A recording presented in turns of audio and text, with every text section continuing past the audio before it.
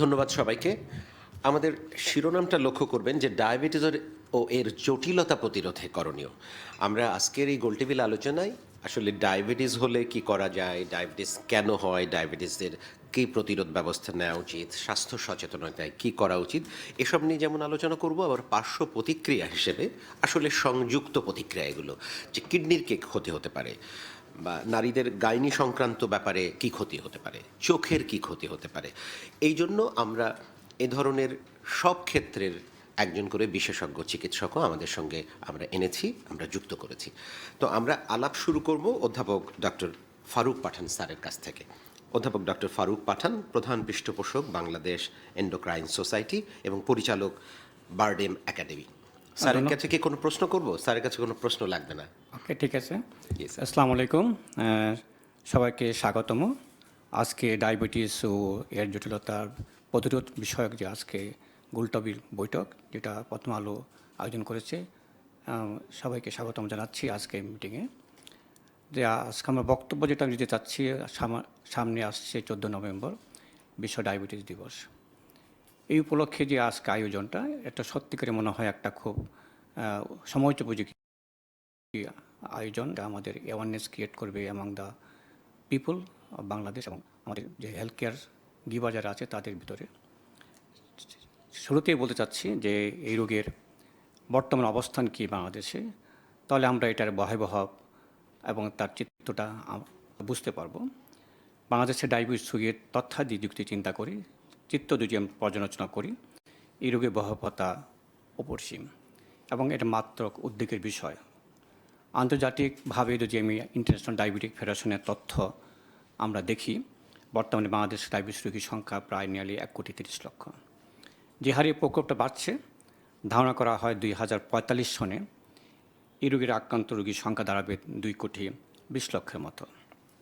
বৃদ্ধির হার ভাবলে বিশ্বে আক্রান্ত রোগীর সংখ্যা হিসেবে প্রথম 10টা কান্ট্রি যদি আমি চিন্তা করি, বাংলাদেশ এখন বর্তমানে 8ম স্থানে আছে এবং যে হারে বাড়ছে, আমরা 2045 সনে সেটা চিন্তা করছি আমরা 7ম স্থানে গিয়ে উন্নতি হব। বিভিন্ন সমীক্ষায় আরও প্রতিমান হয় 2001 সালে এই রোগের প্রকোপ ছিল মাত্র 5%, আর বর্তমানে দাঁড়িয়েছে প্রায় 18% কাছাকাছি।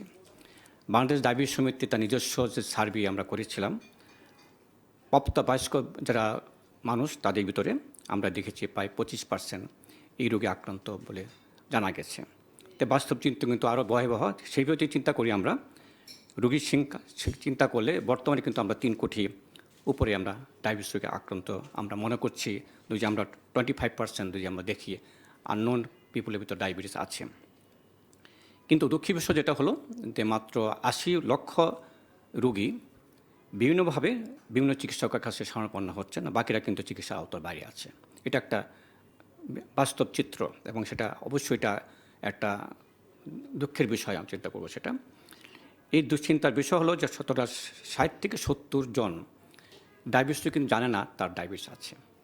এটা আর একটা বিষয়।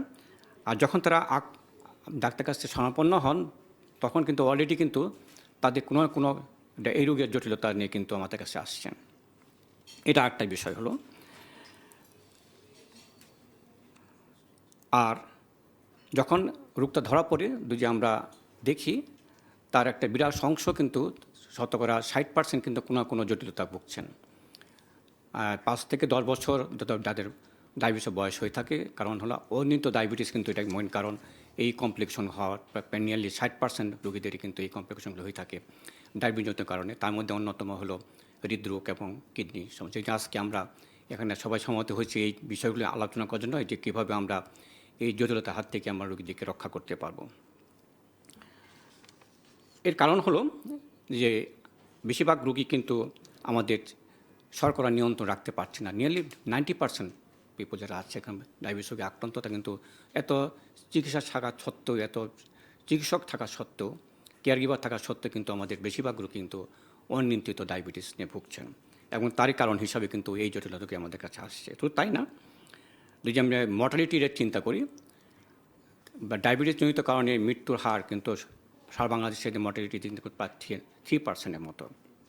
এবং এটাও জানি যে একটা সাধারণ মানুষ যদি আমরা 70 বছর বাঁচি বা 73 বছর আমাদের এখন আয়ুষ্কাল, ডায়াবেটিস হওয়া মানে হলো তার থেকে 6 বছর আমরা আরও হারিয়ে ফেললাম। এবং যখন একটা জটিলতা হয় সেটা 10 থেকে 15 বছর কিন্তু আমাদের জীবন থেকে চলে গেল, অর্থাৎ আমাদের আয়ুষ্কাল কিন্তু কমে যাচ্ছে যারা ডায়াবেটিস রোগী যারা আছে সাধারণ মানুষের তুলনায়। তাহলে এর মানেটা কী হলো? মানেটা হলো যে আমাদের প্রোডাক্টিভ লাইফ কিন্তু আমাদের কমে যাচ্ছে একটা মানুষের, এবং সেটা ডেফিনেটলি রোগীর তো নিজের কাছে তো তার প্রভাব পড়বে, সামাজিকভাবে তার প্রভাব আসছে, অর্থনৈতিকভাবে প্রভাব আসতেছে, রাষ্ট্রীয়ভাবেও কিন্তু এটা প্রভাব কিন্তু যথেষ্টভাবে আসতেছে।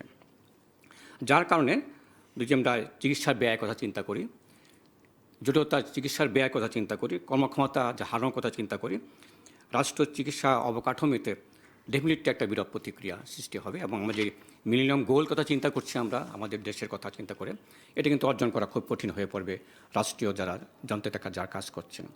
এই অল্প যে দ্রুত হারে এই রোগীর প্রকোপ বাড়ছে, তার চিন্তা যদি আমরা দেখি, আমরা চিকিৎসা বিজ্ঞানে যারা মনীষী যারা আছেন তাদের মতে হলো বংশগত কারণ যাই থাকুক না কেন, পারিপার্শ্বিক কারণ যখন যুক্ত হয় তখন এই রোগের প্রকাশটা বেশি হয়ে থাকে, এবং সেটা বহু দায় কিন্তু এটাই। যেমন দ্রুত অর্থনৈতিক অগ্রগতি আমাদের দেশে হচ্ছে, তার সাথে দ্রুত হারে নগরায়নও হচ্ছে, যার প্রভাবে দৈনন্দিন জীবনে মানুষের একটা বিরাট পরিবর্তন আসছে। যেমন খাদ্যাভ্যাসের বিরাট পরিবর্তন, মনমানসিকতার পরিবর্তন, কায়িক পরিশ্রম সুযোগের অভাব, মাত্রাতিরিক্ত মোবাইল ফোন ইউজ একটা বিরাট এখন বর্তমানে চিন্তা করছি আমরা এটা নিয়ে, এবং অতিরিক্ত সময় স্ক্রিন টাইমে আমরা ব্যয় করছি, এবং অপর্যাপ্ত নিদ্রা এবং অতিরিক্ত মানসিক চাপ, এই সবই কিন্তু এই রোগের প্রকোপকে বাড়াচ্ছে বলে আমরা যারা আমরা চিন্তা করছি এই বিষয় নিয়ে, এগুলি নিয়ে। খালি বংশগত কারণ নয়, এই কারণগুলি মুখ্য আমাদের কেন এত রোগীর সংখ্যা বাড়ছে। যে কারণ হলো এই ঝুঁকিগুলির কারণে, রিস্কগুলির কারণে অতিরিক্ত ওজন হচ্ছে, মেয়াদ বাড়ছে, এবং এই রোগের সৃষ্টির একটা উল্লেখযোগ্য ভূমিকা রাখছে। শুধু খালি ডায়াবেটিস না, আদার এনসিডি যেগুলি আছে এক্ষেত্রে কিন্তু এইগুলি একই কথা খাটবে। এই ক্ষেত্রে কিন্তু আমি ধরি নেই যে শুধু খালি অ্যাডাল্টে ব্যর্থতা না, যদি আমি অল্প বয়সের রোগী চিন্তা করি, তারা কিন্তু বাদ যাচ্ছে না এই রোগের প্রকোপ থেকে, আক্রান্ত হওয়ার থেকে। 20 বছর আগেও এই রোগের গড় বয়স ছিল অ্যাভারেজে 50 বছর, কিন্তু এখন দাঁড়াচ্ছে প্রায় অ্যাভারেজ বয়স হলো এই ডায়াবেটিস রোগীদের 35 বছর। আমরা আরও আগে থেকে আমরা এই রোগের জিনিসটা আক্রান্ত হওয়ার কথাটা পাচ্ছি। এবং শিশু বয়সেও দেখা গেছে যে আমাদের যে সমীক্ষাগুলি আছে, 18 থেকে 35 বছর যে আমরা একটা সার্ভে করেছিলাম, সেখানে এই রোগের প্রকোপ 7%, এবং 14 থেকে 18 বছরের ভিতরে এর প্রকোপটা 4%-এর মতো। তো অস্বাস্থ্যকর জীবনযাপনের প্রতি ঝুঁকি এটা শিশু বয়স থেকেই আমরা কিন্তু হচ্ছে, যার কারণে দৈহিক মানসিক স্বাস্থ্য গঠনের উপরে মারাত্মক প্রভাব, এবং এরই ফলশ্রুতি হিসাবে এই রোগের প্রকোপও কিন্তু দিন দিন বেড়ে যাচ্ছে বলে আমরা এই শিশুদের ভিতরে মনে করছি। আমরা এবারে শুনবো অধ্যাপক মোহাম্মদ হাফিজুর রহমান, সভাপতি বাংলাদেশ এন্ডোক্রাইন সোসাইটি। স্যারের কাছে মূলত আমরা জানতে চাই যে রুটিন টেস্ট বা স্ক্রিনিংয়ের প্রয়োজনীয়তাটা কত বয়স থেকে আমরা এটা শুরু করব। আর আরেকটি ছোট্ট প্রশ্ন, যে প্রি ডায়াবেটিস আসলে কখন বলবো, আমরা সাধারণ মানুষ কিভাবে বুঝবো যে কখন আমাদের আসলে টেস্ট করতে যাওয়া উচিত? ধন্যবাদ আপনাকে। প্রশ্নটা একটু কাছে নেন, আমাদের ভলেন্টিয়ার একটু হেল্প করবেন। তো আমরা জানি ডায়াবেটিস একটা জটিল এবং একটা দীর্ঘমেয়াদী রোগ, এবং সারা পৃথিবীর মতো এই রোগটা বাংলাদেশে কিন্তু মহামারীর মতো বেড়েই চলেছে। তো সেজন্য কিন্তু এই রোগকে আমাদের শনাক্ত করা দরকার এবং নিয়ন্ত্রণ করা দরকার। আমরা যদি শনাক্ত করতে পারি, যদি নিয়ন্ত্রণ করতে না পারি, তাহলে দেখা যাবে এর যে জটিলতাগুলো আছে এই জটিলতাগুলো তৈরি হবে এবং মৃত্যু ঝুঁকি বেড়ে যাবে। সেই জন্যই দ্রুততম সময়ে এই রোগকে আমাদের শনাক্ত করা দরকার। তো এখন আমরা শনাক্ত করতে গেলে আমাদের জানতে হবে যে কারা বেশি ঝুঁকিতে আছে। তো বলা হয় যে আমরা এশিয়ান জাতি হিসেবেই কিন্তু আমাদের এই ডায়াবেটিসের ঝুঁকিটা বেশি। এশিয়ান মানে south Asian, south east Asian, বিশেষ করে সাউথ ইস্ট এশিয়ান, আমরা কিন্তু সবাই এই ডায়াবেটিসের ঝুঁকিতে আছি।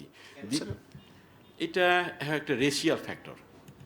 হ্যাঁ, এটা আমিও সব বলতে পারবো না, আমরা যেটা দেখেছি যে রেস হিসাবে আমাদের এই সাউথ ইস্ট এশিয়ান জোনে এদের ডায়াবেটিসের প্রকোপটা বেশি।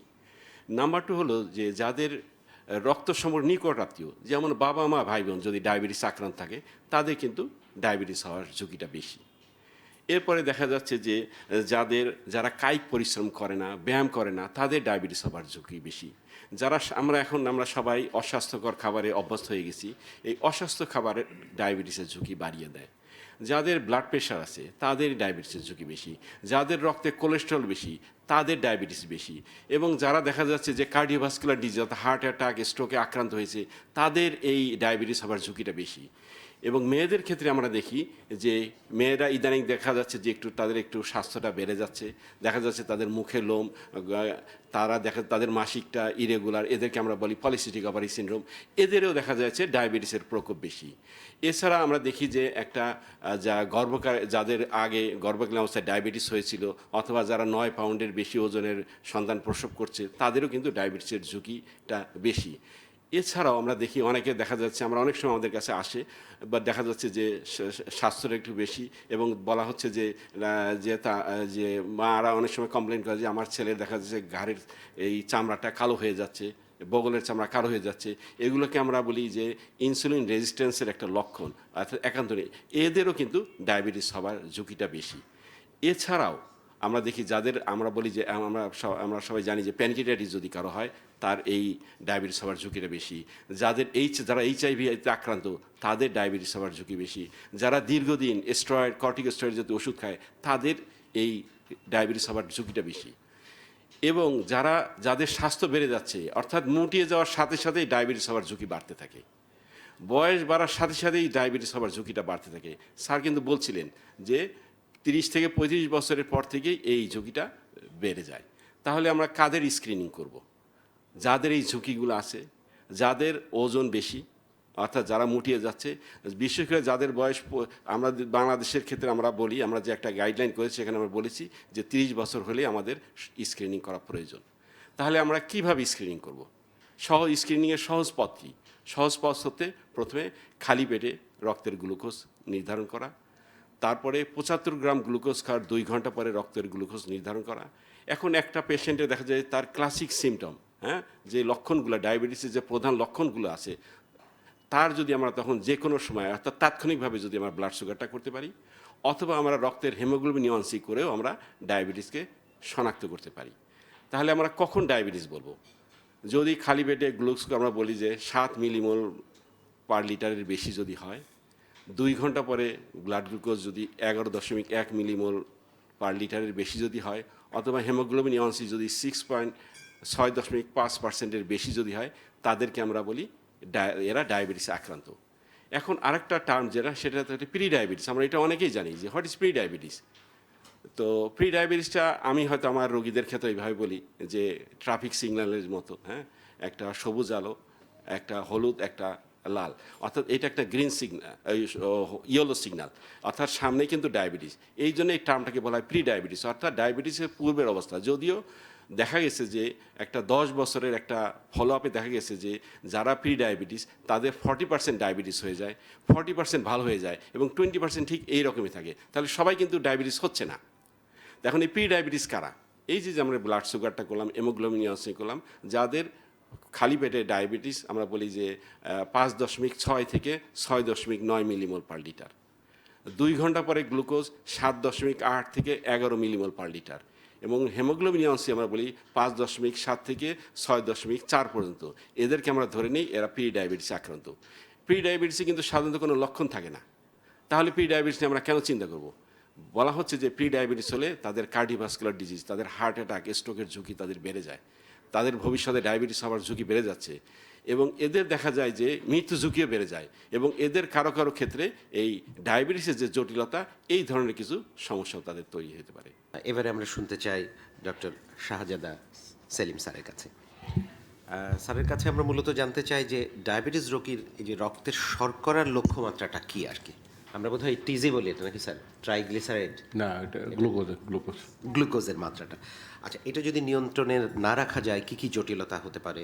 পরীক্ষা, পরামর্শ, জটিলতা নির্ণয়, সেলফ মনিটরিংয়েরও কোনো ব্যবস্থা আছে কিনা? কতটুকু গ্লুকোজ হলে আমরা তাকে ডায়াবেটিস বলবো, প্রি ডায়াবেটিস বলবো? তো শনাক্ত হয়ে গেছে। এখন কাজ হলো যে এই রুগীটাকে আমাদেরকে জানাতে হবে যে আপনার রক্তে গ্লুকোজ কত থাকলে আপনার ডায়াবেটিস নিয়ন্ত্রণ আছে ধরে নেওয়া হবে। সারা পৃথিবী মোটামুটি আমরা একইভাবে কাজ করছি, যদিও একটু পার্থক্য থাকার সুযোগ আছে। তারপরও গবেষণা ভিত্তিক ফলাফলগুলোর ভিত্তিতে সকল দেশের বিজ্ঞানীগণ, স্বাস্থ্যবিজ্ঞানীগণ একই রকমভাবে মেনে নিয়েছেন যে 6.5% HbA1c নিচে থাকলে তো নন ডায়াবেটিস, সেটা যদি আমরা পৌঁছতে পারি সবচেয়ে ভালো হয়, কিন্তু অনেকের ক্ষেত্রে সেটি পারা যাবে না।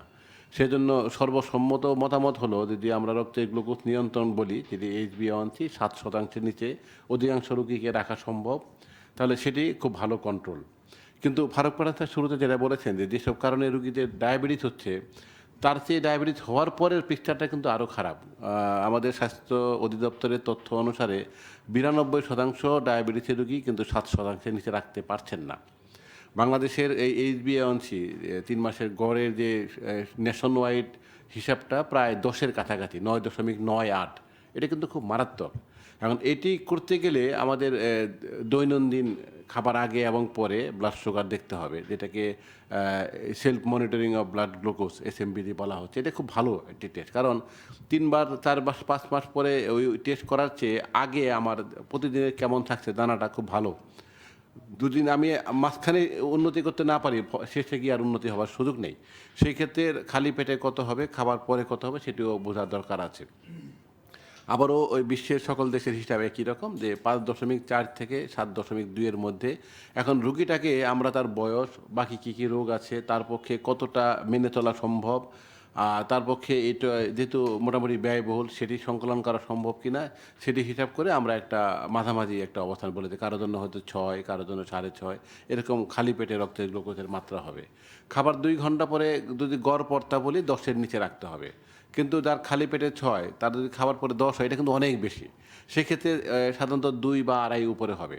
কিন্তু আমরা যদি চাই যে খুব ভালো কন্ট্রোল, কারণ কন্ট্রোলের সাথেই তার কতদিন বাঁচবেন, কী কী জটিলতা হবে সম্পর্ক আছে, তাহলে সেই ক্ষেত্রে 5.4-এর উপরে কিছু উপরে রাখতে পারলে ভালো। সেটা 5.5 হতে পারে, 6 হতে পারে। এবং যদি 6 কারো টার্গেট করি, সাধারণত 8-এর কাছাকাছি হবে খাবার পরে। এখন এখানে টার্গেটের ক্ষেত্রে আরও 2-3টা জিনিস আমাদের মনে রাখা দরকার। ডায়াবেটিসের রোগীদের মৃত্যুর প্রধান কারণ হলো হৃদরোগ এই সংক্রান্ত রোগগুলো, কিডনি খারাপ হয়ে যাওয়া, স্ট্রোক, আরও অনেক রকম সমস্যা হবে, যেগুলো জীবনযাপন খারাপ করে দিবে, রোগীর সংখ্যা বাড়াবে অথবা মৃত্যু হার বাড়াবে। তাহলে শুধু ব্লাড সুগার টার্গেট করে কিন্তু আমাদের লাভ হবে না। একই সাথে রক্তের কোলেস্টেরলের মাত্রা ঠিক রাখতে হবে, রক্তচাপ ঠিক রাখতে হবে, অ্যানিমিয়া নাই সেটা নিশ্চিত করতে হবে। একই সাথে তার দৈহিক ওজন, যেহেতু শুরু থেকেই আমরা হাফিজ স্যার এবং ফারুক পাঠান স্যারের বক্তব্য থেকে শুনেছি যে দৈহিক ওজন ডায়াবেটিসের রোগীর একটি বড় ধরনের ঝুঁকি। তাহলে ঝুঁকি কমাবার পদ্ধতির মধ্যে কিন্তু ওজন কমানো থেকে যাবে। অধিকাংশ রোগীকে ওজন কমাতে হবে, খুব অল্প সংখ্যক রোগীর ওজন ঠিক থাকবে বা বাড়াবার দরকার হতে পারে। এখন এটি করতে গেলে যে কাজগুলো করতে হবে সেটি পরবর্তী বক্তা বলবেন। এখন না করতে পারলে কি হবে? তাহলে ডায়াবেটিসের রোগীর 2 ধরনের সাধারণত ঝুঁকি তৈরি হয় রক্তের গ্লুকোজ ঠিক রাখতে না পারলে। একটি হলো যে রক্তের গ্লুকোজ অনেক বেড়ে গিয়ে তাৎক্ষণিক সমস্যা হতে পারে। তার মধ্যে টাইপ 1 ডায়াবেটিসে প্রধানত ডায়াবেটিক কিটোঅ্যাসিডোসিস হয়, আর টাইপ 2 ডায়াবেটিসে হাইপারঅসমোলার হাইপারগ্লাইসেমিক স্টেট বলে। এই দুটোই কিন্তু খুব মারাত্মক সিচুয়েশন। হাসপাতালে ভর্তি করে রোগীকে সেবা দিতে হবে, এবং তারপরেও মৃত্যু হার কিন্তু যথেষ্ট আছে। এটি কিন্তু সংখ্যায় খুব কম, কিন্তু যখন হবে তখন আমাদেরকে জরুরি ভিত্তিতে সেবা প্রদান করতে হবে। কিন্তু বেশিরভাগ রোগী দীর্ঘস্থায়ী ডায়াবেটিস জটিলতায় ভুগে, ডায়াবেটিসের কন্ট্রোলের ঠিকঠাক মতো না করতে পারার কারণে। তাহলে আগের মতোই বলি, যদি সবচেয়ে বেশি সংখ্যায় বলি, সেটি হলো হৃদরোগ বা হার্ট অ্যাটাক অথবা স্ট্রোক মিলে এটি 10 জন ডায়াবেটিসের রোগীর 8 জনের মৃত্যুর কারণ। এর পরবর্তীতে হবে কিডনি নষ্ট হয়ে যাওয়া, যেমন ডায়াবেটিক কিডনি ডিজিজ। যারা আপনার যদি অনেকেই বিভিন্ন জায়গায় দেখেছেন যে ডায়ালাইসিস লাগছে, ট্রান্সপ্লান্টেশন লাগছে, বড় অংশ রোগী কিন্তু আগে ডায়াবেটিস ছিল। ডায়াবেটিক রেটিনোপ্যাথি অন্ধত্বের একটা বড় কারণ, কিন্তু একটি আমরা হয়তো অনেক সময় আলোচনায় আনি না, সেটি হলো চোখের ছানি। এটিও কিন্তু প্রায় অর্ধেক রোগীর কারণেই কিন্তু ডায়াবেটিসের কন্ট্রোল ভালো ছিল না, সেই জন্যই হয়েছে। আরও কিছু খুব গুরুত্বপূর্ণ, সেটি হলো যদি আমরা আশেপাশে দেখি যে দুর্ঘটনা বা এইসব কারণেই হয়তো বেশিরভাগ রোগীকে পা কেটে ফেলতে হচ্ছে, হাত কেটে ফেলতে হচ্ছে। কিন্তু দুর্ঘটনা বাদে যত রোগীর পা কাটতে হচ্ছে, তাদের 10 জনের 6 জনই কিন্তু দীর্ঘদিনের ডায়াবেটিস অথবা ডায়াবেটিস আনকন্ট্রোলের কারণে। আমরা দিন দিন আরও একটি বড় সমস্যার মধ্যে ঢুকে যাচ্ছি, সেটি হলো প্রজনন ক্ষমতা হ্রাস পাচ্ছে। এটি কিন্তু হয় ভদ্র মহিলা বা ভদ্র লোক দুজনের যে কোনো একজন অথবা 2 জনের ডায়াবেটিস, অনিয়ন্ত্রিত ডায়াবেটিস একটি বড় কারণ হয়ে দাঁড়িয়েছে। স্নায়বিক রোগের একটি বড় কারণ, কিন্তু একই সাথে আমাদের স্মৃতিশক্তি যে লোপ পাচ্ছে, এটা ডায়াবেটিক ডিমেনশিয়া একটি বড় সমস্যা হয়ে দাঁড়িয়েছে। ডায়াবেটিস কিন্তু তাহলে ওভারঅল কিন্তু এমন কোনো এরিয়া নাই যেখানে ডায়াবেটিসের প্রভাব নেই। ডায়াবেটিসের রোগীদের কিন্তু হাড় ক্ষয়ের সমস্যাও ব্যাপক হারে দেখা দিচ্ছে। তো সারা জীবনের ওনার একটা বড় খরচ হচ্ছে, জীবন মান নিচে নেমে যাচ্ছে, তারপরও কিন্তু মৃত্যুর ঝুঁকি বেড়ে যাচ্ছে। তাহলে ডায়াবেটিসের রোগী যদি ডায়াবেটিস নিয়ন্ত্রণ করতে না পারেন, পৃথিবীর প্রায় সকল রোগেরই সম্ভাবনা থেকে গেল। এবং সেটি এমন হতে পারে যে আজকেই হলো, এমন হতে পারে ধীরে ধীরে হবে। সাধারণত অ্যাকিউট বা হাইপারোসমোলার হাইপারগ্লাইসেমিক স্টেট অথবা ডিকেএ বাদে অথবা হাইপোগ্লাইসেমিয়া, যেটা রক্তের গ্লুকোজ কমে গিয়ে হয়, ওটা বাদে কোনো রোগী কিন্তু সরাসরি দ্রুত লক্ষণ দেখা দিবে না। তাহলে আমাদেরকে কিন্তু আগে থেকেই ডায়াবেটিসের রোগীকে চিকিৎসার শুরু থেকেই বলতে হবে যে আপনার জন্য এটি হলো লক্ষ্যমাত্রা, এটি যদি আমরা অর্জন করতে না পারি তাহলে কিন্তু এই ঝুঁকি তৈরি হতে পারে। এটি আবার একটু প্রবলেম হলো, রোগীরা অনেক সময় ভাবেন যে ডাক্তার হয়তো আমাকে ভীতি প্রদর্শন করার জন্য এগুলো বলছে। আসলে ভীতি নয়, বাস্তব অবস্থাটা যদি আমরা বোঝার চেষ্টা করি, ভীতির চেয়েও বেশি কিছু এটি কিন্তু। স্যার শুরুতেই বলেছেন যে একজন রোগী ডায়াবেটিস ধরা পড়লো, তাতেই কিন্তু 6 বছরের আয়ু কমে গেল। একটা জটিলতা দুঃখ হলো আরও 6 বছর, দুইটা জটিলতা দুঃখ হলো আরও হয়তো 7-8 বছর কমে যাবে আয়ু। তাহলে এটি কিন্তু কোনোভাবে পূরণ করার সুযোগ নেই। তাহলে ডায়াবেটিস ধরা পড়ার আগে থেকে আমাদেরকে সচেতন যেমন থাকতে হবে, ধরা পড়ার পরে প্রতিটা সময়ই রক্তের গ্লুকোজ, কোলেস্টেরল, উচ্চ রক্তচাপ থাকলে সেটি নিয়ন্ত্রণ করা এবং দৈহিক ওজন ঠিক রাখা, এটি আমাদের করতেই হবে। আমরা বিশ্ব ডায়াবেটিস দিবসকে সামনে রেখে সকলকে সচেতন করার জন্য অনুরোধ করছি যে যাদের ডায়াবেটিস নেই ভাবছেন, একবার টেস্ট করে জেনে নিন। না থাকলে তো খুবই আনন্দের খবর। যদি মাঝামাঝি মানে প্রি ডায়াবেটিস হয় তাহলে আপনি কী করতে হবে সেটি জেনে নিন। অনেকেরই কিন্তু ডায়াবেটিস ধরা পড়বে, তাহলে চিকিৎসা নিন, কিন্তু চিকিৎসা নিয়ে রক্তের গ্লুকোজ নিয়ন্ত্রণে রাখুন এবং প্রতিদিনই নিয়ন্ত্রণে রাখুন। অনেকে কিন্তু নিয়ন্ত্রণে রেখে মাঝখানে গিয়ে আবার হারিয়ে ফেলে, সেটি হবে না। নিয়ন্ত্রণ রাখতে হবে, সেটিকে বজায় রাখতে হবে। ধন্যবাদ। এবারে অনুরোধ করব অধ্যাপক ডক্টর তানজিনা হোসেনকে। তার কাছে মূলত আমরা শুনতে চাই যে ডায়াবেটিস রোগীর জীবনযাত্রা সম্পর্কে, যে ওষুধ এবং ইনসুলিনের ব্যবহার সম্পর্কেও জানতে চাই, এবং ডায়াবেটিস নিয়ে মানুষের মধ্যে যেসব ভ্রান্তি আছে সেগুলোও যদি তুলে ধরেন। এতক্ষণ আমরা আমাদের বক্তাদের কাছ থেকে ডায়াবেটিসের ভয়াবহতা সম্পর্কে জানতে পেরেছি। এখন আমরা এই ভয়াবহতা কমাতে হলে আমাদের মূল কাজটি হচ্ছে ম্যানেজমেন্ট বা সঠিক ব্যবস্থাপনা, যেটা। তো ডায়াবেটিস ব্যবস্থাপনার মূল নীতি হচ্ছে 4টি।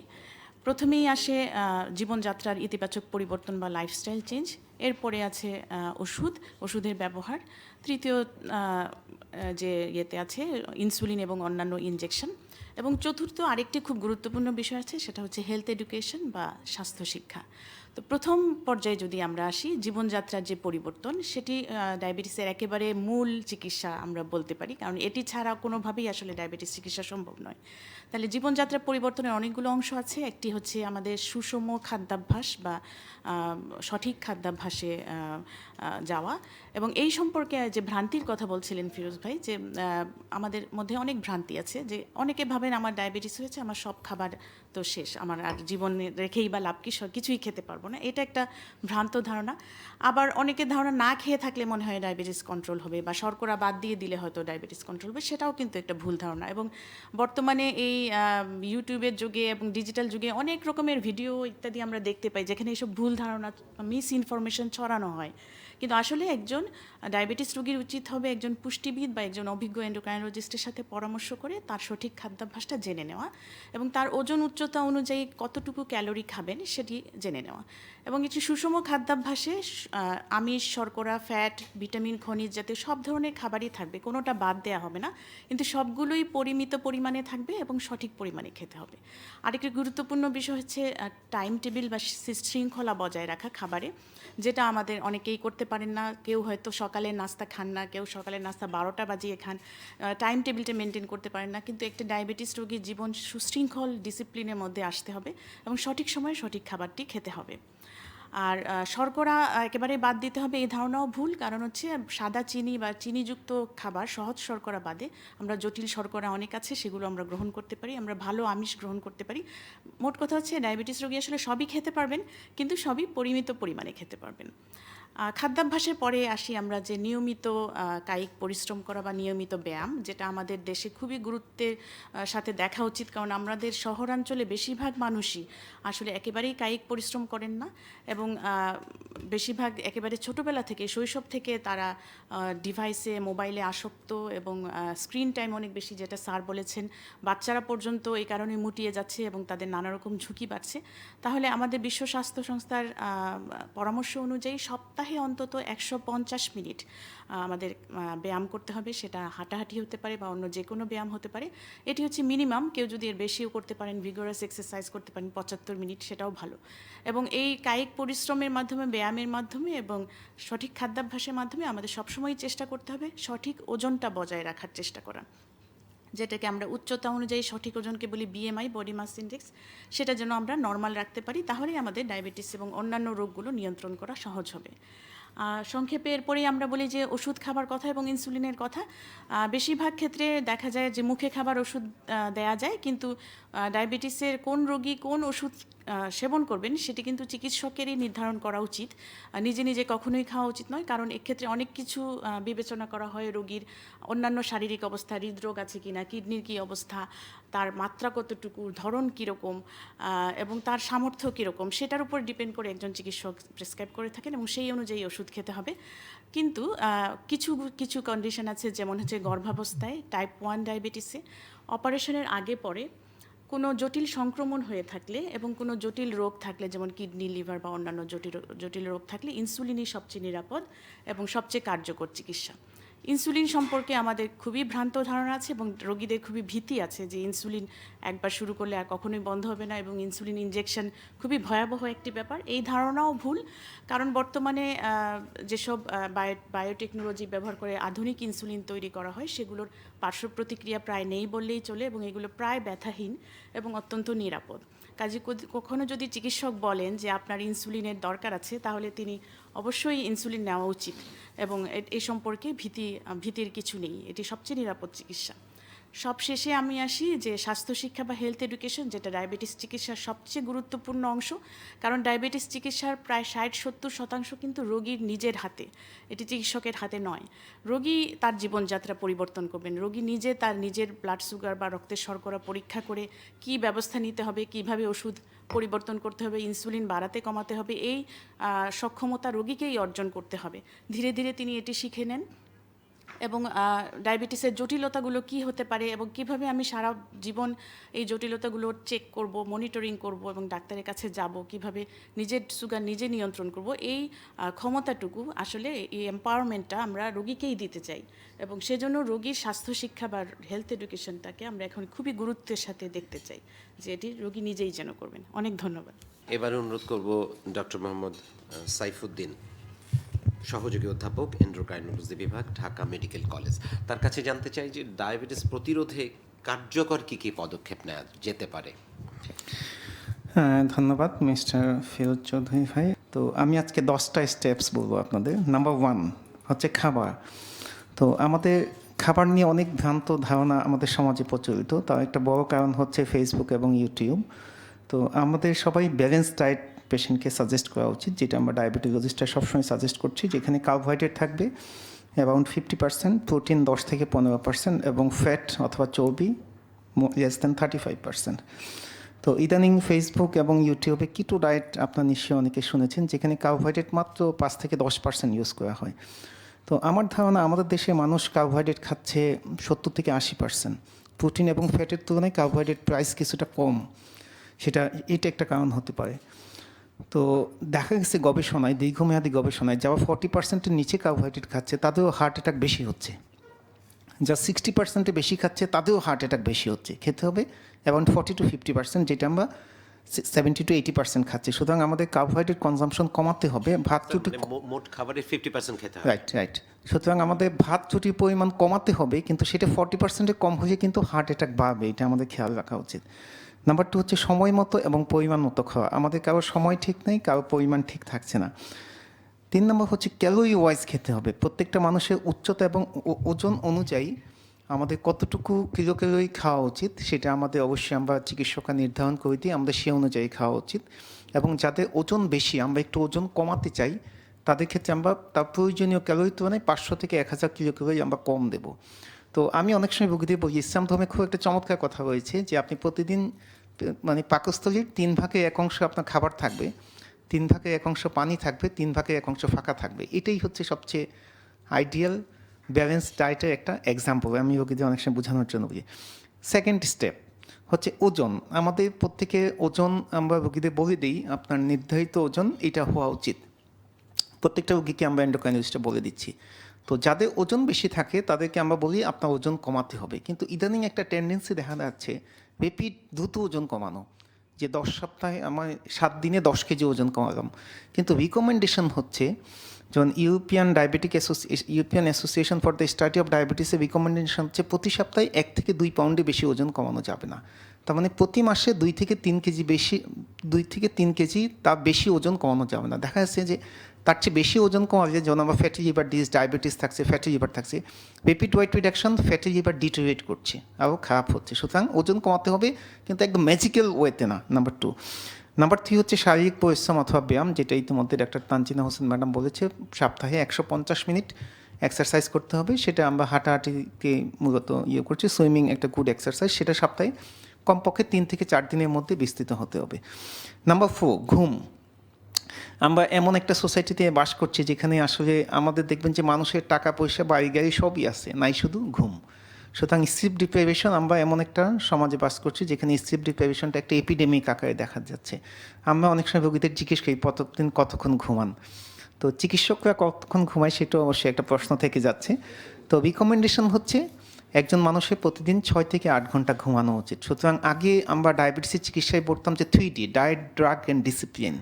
এখন সেটা আমরা বলছি 4D।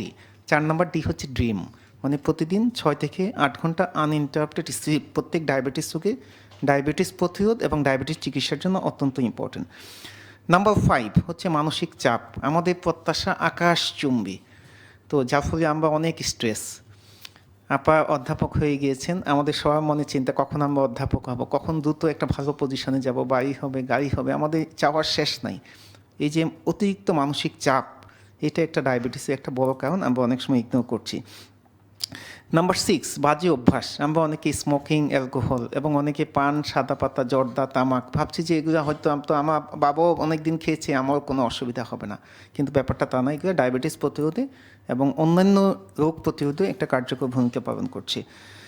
নাম্বার 7, সামাজিক অনুষ্ঠান এবং রীতি।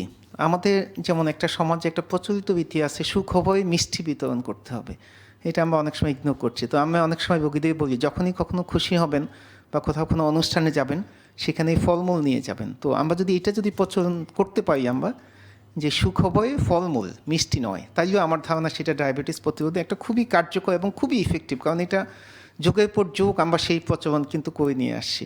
আমাদের বিয়ে অনুষ্ঠানে আপনি কখনোই কোনো হেলদি ফুড দেখবেন না, কাচ্চি বিরিয়ানি, গরুর মাংস, খাসির মাংস, মানে সব মানে এমন খাবার যেটা আসলে আমাদের অ্যাভয়েড করা উচিত। সুতরাং সেটা সামাজিক রীতিনীতি এবং অনুষ্ঠান, এটাও আমাদের দেশে ডায়াবেটিসের একটা বড় কারণ বলে আমি মনে করছি। নাম্বার 8, বাচ্চাদের খেলাধুলা। আমরা খুব উঁচু বিল্ডিং তৈরি করছি বাচ্চাদের খেলাধুলার স্পেস নষ্ট করে, এবং ফাস্ট ফুডের যে সংস্কৃতি, এখন বাসায় বসে আপনি ফুড পান্ডাতে অর্ডার করবেন, বাসায় এসে খাবার দিয়ে যাবে, এটাও কিন্তু বাচ্চাদের, আমরা খুবই অবাক হচ্ছে যে 7, 8, 9 বছরের বাচ্চা ক্লাস 1, ক্লাস 2-তে পড়ছে, তার ডায়াবেটিস হচ্ছে। এটা খুবই অ্যালার্মিং, কারণ একটা ছোট বাচ্চা 7, 8 বছরে, তাকে কাউন্সেলিং করানো, তাকে বোঝানো তার বাবা মায়ের জন্য এটা একটা বিশাল স্ট্রেস। সুতরাং সেটা আমাদের অবশ্যই খেয়াল রাখা উচিত, বাচ্চাদের খেলাধুলা এবং ফাস্ট ফুডের সংস্কৃতি থেকে আমাদের বের হয়ে আসা। Number 9, mobile screen. তো আমাদের রিকমেন্ডেশন হচ্ছে প্রতিদিন 1 থেকে 2 ঘন্টা বেশি মোবাইল স্ক্রিন ইউজ না দেখা উচিত। কিন্তু আমাদের আসলে অল্প বয়স্কী, মাঝবয়সী, বয়স্ক, আমরা সবাই আসলে প্রতিদিন কতটুকু মোবাইল ইউজ করছি। আমি অনেক সময় রোগীদের বলি যে আপনি প্রতিদিন কতটুকু মোবাইল ইউজ করছেন, অনেক সময় আপনি দেখবেন ফেসবুক ইউজ টাইম, এটা আপনি দেখতে পারেন। সুতরাং এটাও আমাদের দিকে খেয়াল রাখা উচিত। 10 নম্বর স্টেপ এবং লাস্ট স্টেপ, অনেক রুগী দেখলাম, গতকালও একজন রুগী দেখলাম খালি পেটে সুগার 32, ভরা পেটে হচ্ছে 42। তাই আমি বললাম যে আপনি ডায়াবেটিস আগে কখনো চেক করেন? বলে না স্যার, আমার একটা বিশ্বাস যে আমার হয়তো ডায়াবেটিস হবে না। ডায়াবেটিস সারা দেশে বাড়ছে, সেটা ঠিক আছে, সেটা আমারও মাথায় আছে, কিন্তু আমার ধারণা সেটা আমি ছাড়া বাকিদের হবে। তো আমাদের বড় অংশ বাংলাদেশে যত ডায়াবেটিসের রোগী আছে তার 50% জানে না তার ডায়াবেটিস আছে সেটা সে জানে না কারণ হচ্ছে তার মনে একটা বিশ্বাস যে আমার বাবার নাই, আমার হবে না। ডায়াবেটিস বাড়ছে, এটা অন্য কারো হবে, আমার হবে না। সুতরাং আমাদের সবাই, আমি সাধারণত রোগীদের বলি 20 বছর বয়স হলে বছরে অন্তত একবার ডায়াবেটিস চেক করবেন। এবারে আমরা আসলে শুনতে চাই যে ডায়াবেটিসের পার্শ্ব প্রতিক্রিয়া বলবো নাকি মূল প্রতিক্রিয়া, আর কি মূল জটিলতা কি কি হয় এগুলো ভাগে ভাগে আমরা শুনতে চাই। শুরুতে অধ্যাপক ডক্টর সাবিনা হাশেমের কাছে শুনতে চাই যে ডায়াবেটিস জনিত হৃদরোগ বা হৃদরোগের উপর, হৃদরোগ রোগীদের ডায়াবেটিস থাকলে কি প্রভাব পড়ে এই জায়গাটা থেকে। প্রফেসর ধন্যবাদ। ডক্টর সাবিনা হাশেম। ধন্যবাদ প্রথম আলোকে। আসলে হৃদরোগের জন্য ডায়াবেটিস একটা প্রধান ঝুঁকির কারণ, এবং দেখা গেছে যে ইন্টারন্যাশনাল ডায়াবেটিক ফেডারেশন তথ্য জরিপে যেটা আছে যে ডায়াবেটিক রোগীদের 2.5% সাধারণত দেখা যায় হৃদরোগে আক্রান্ত, এবং হৃদরোগের ডায়াবেটিসের যে সমস্ত রোগীরা মৃত্যু ঝুঁকিতে আছে এবং মৃত্যু হয় তার মধ্যে 65%ই হার্ট ডিজিজে। সেটা দেখা যাচ্ছে যে এটার মানে ডায়াবেটিসের যেই প্রতিক্রিয়া যেগুলি হচ্ছে তার মধ্যে হচ্ছে কি হার্ট ডিজিজ একটা প্রধান ঝুঁকি হয়ে দাঁড়াচ্ছে। আর আমাদের দেশের ক্ষেত্রে দেখা গেছে, আমাদের দেশে জরিপে দেখা গেছে যে আমাদের দেশে ডায়াবেটিক রোগীরা অন্যান্য যে সাউথ ইস্ট এশিয়ান কান্ট্রিগুলির থেকে বয়স কম এবং কম বয়সে ডায়াবেটিসে আক্রান্ত হচ্ছে। এবং আরও একটা জরিপে দেখা গেছে যে এই হার্ট ডিজিজ যেই আমাদের দেশে হচ্ছে তারাও কিন্তু অন্যান্য সাউথ ইস্ট এশিয়ান যে কান্ট্রিগুলি তাদের থেকে 6 বছর কম, গড় বয়স তাদের 6 বছর কম। তাহলে আমাদের দেশে তার মানে হচ্ছে যে আমাদের দেশে মানুষজন আর্লি হার্ট ডিজিজে আক্রান্ত হচ্ছে। এটার তো একটা কারণ হচ্ছে কম বয়সে ডায়াবেটিস হওয়া। তাছাড়াও কিছু ঝুঁকির মধ্যে ওরা বলেছে যে সিগারেট স্মোকিং, যেটা ধূমপান আমাদের দেশে অন্যান্য সাউথ ইস্ট এশিয়ান কান্ট্রি থেকে বেশি ধূমপান হয়। তারপর সাদা পাতা, জর্দা, এগুলি হচ্ছে গিয়ে ব্যাপক হারে ছেলে মেয়ে, মহিলা, পুরুষ সবাই খাচ্ছে, এটাও একটা কারণ। আর হচ্ছে আমাদের দেশের ওজনের ক্ষেত্রে ওদের সাথে আমাদের মোটামুটি একই রকম, কিন্তু যে অ্যাবডমিনাল মানে যেটা বলা হয় যে পেটের স্থূলতা, এটা কিন্তু মানে বাংলাদেশে অন্য দেশের তুলনায় বেশি। হ্যাঁ, এই সব কারণ আছে। আর তাছাড়া শহরায়নের কারণে আমাদের কোনো ফিজিক্যাল অ্যাক্টিভিটিস নাই, নিষ্ক্রিয়তা, শারীরিক নিষ্ক্রিয়তা, এটা একটা বড় কারণ। এবং তাছাড়া আমরা শহরে লোকরা সাধারণত ফলমূল কম খাই, সবজি কম খাই, এগুলিও বলছে যে এগুলি একটা বড় আর কার্ডিওভাস্কুলার ডিজিজের ঝুঁকি যেগুলি ডায়াবেটিস থেকে হচ্ছে তার মধ্যে প্রধান হচ্ছে যে রক্তনালী, হার্টের রক্তনালীর সমস্যা। শুধু যে হার্টের রক্তনালীর সমস্যা হয় তা না, সারা শরীরের ধমনীতেই এইটা প্রভাব ফেলে। যেমন হার্টের রক্তনালী, আমরা যেটা বলি কর্নিয়া আর্টারি ডিজিজ, সেরকম হাত পায়ে, বিশেষ করে হাত পায়ের রক্তনালীতে হয়, পেরিফেরাল আর্টেরিয়াল ডিজিজ হয় এবং হার্ট ফেলিয়ার ডেভেলপ করে ডায়াবেটিসের লোকদের।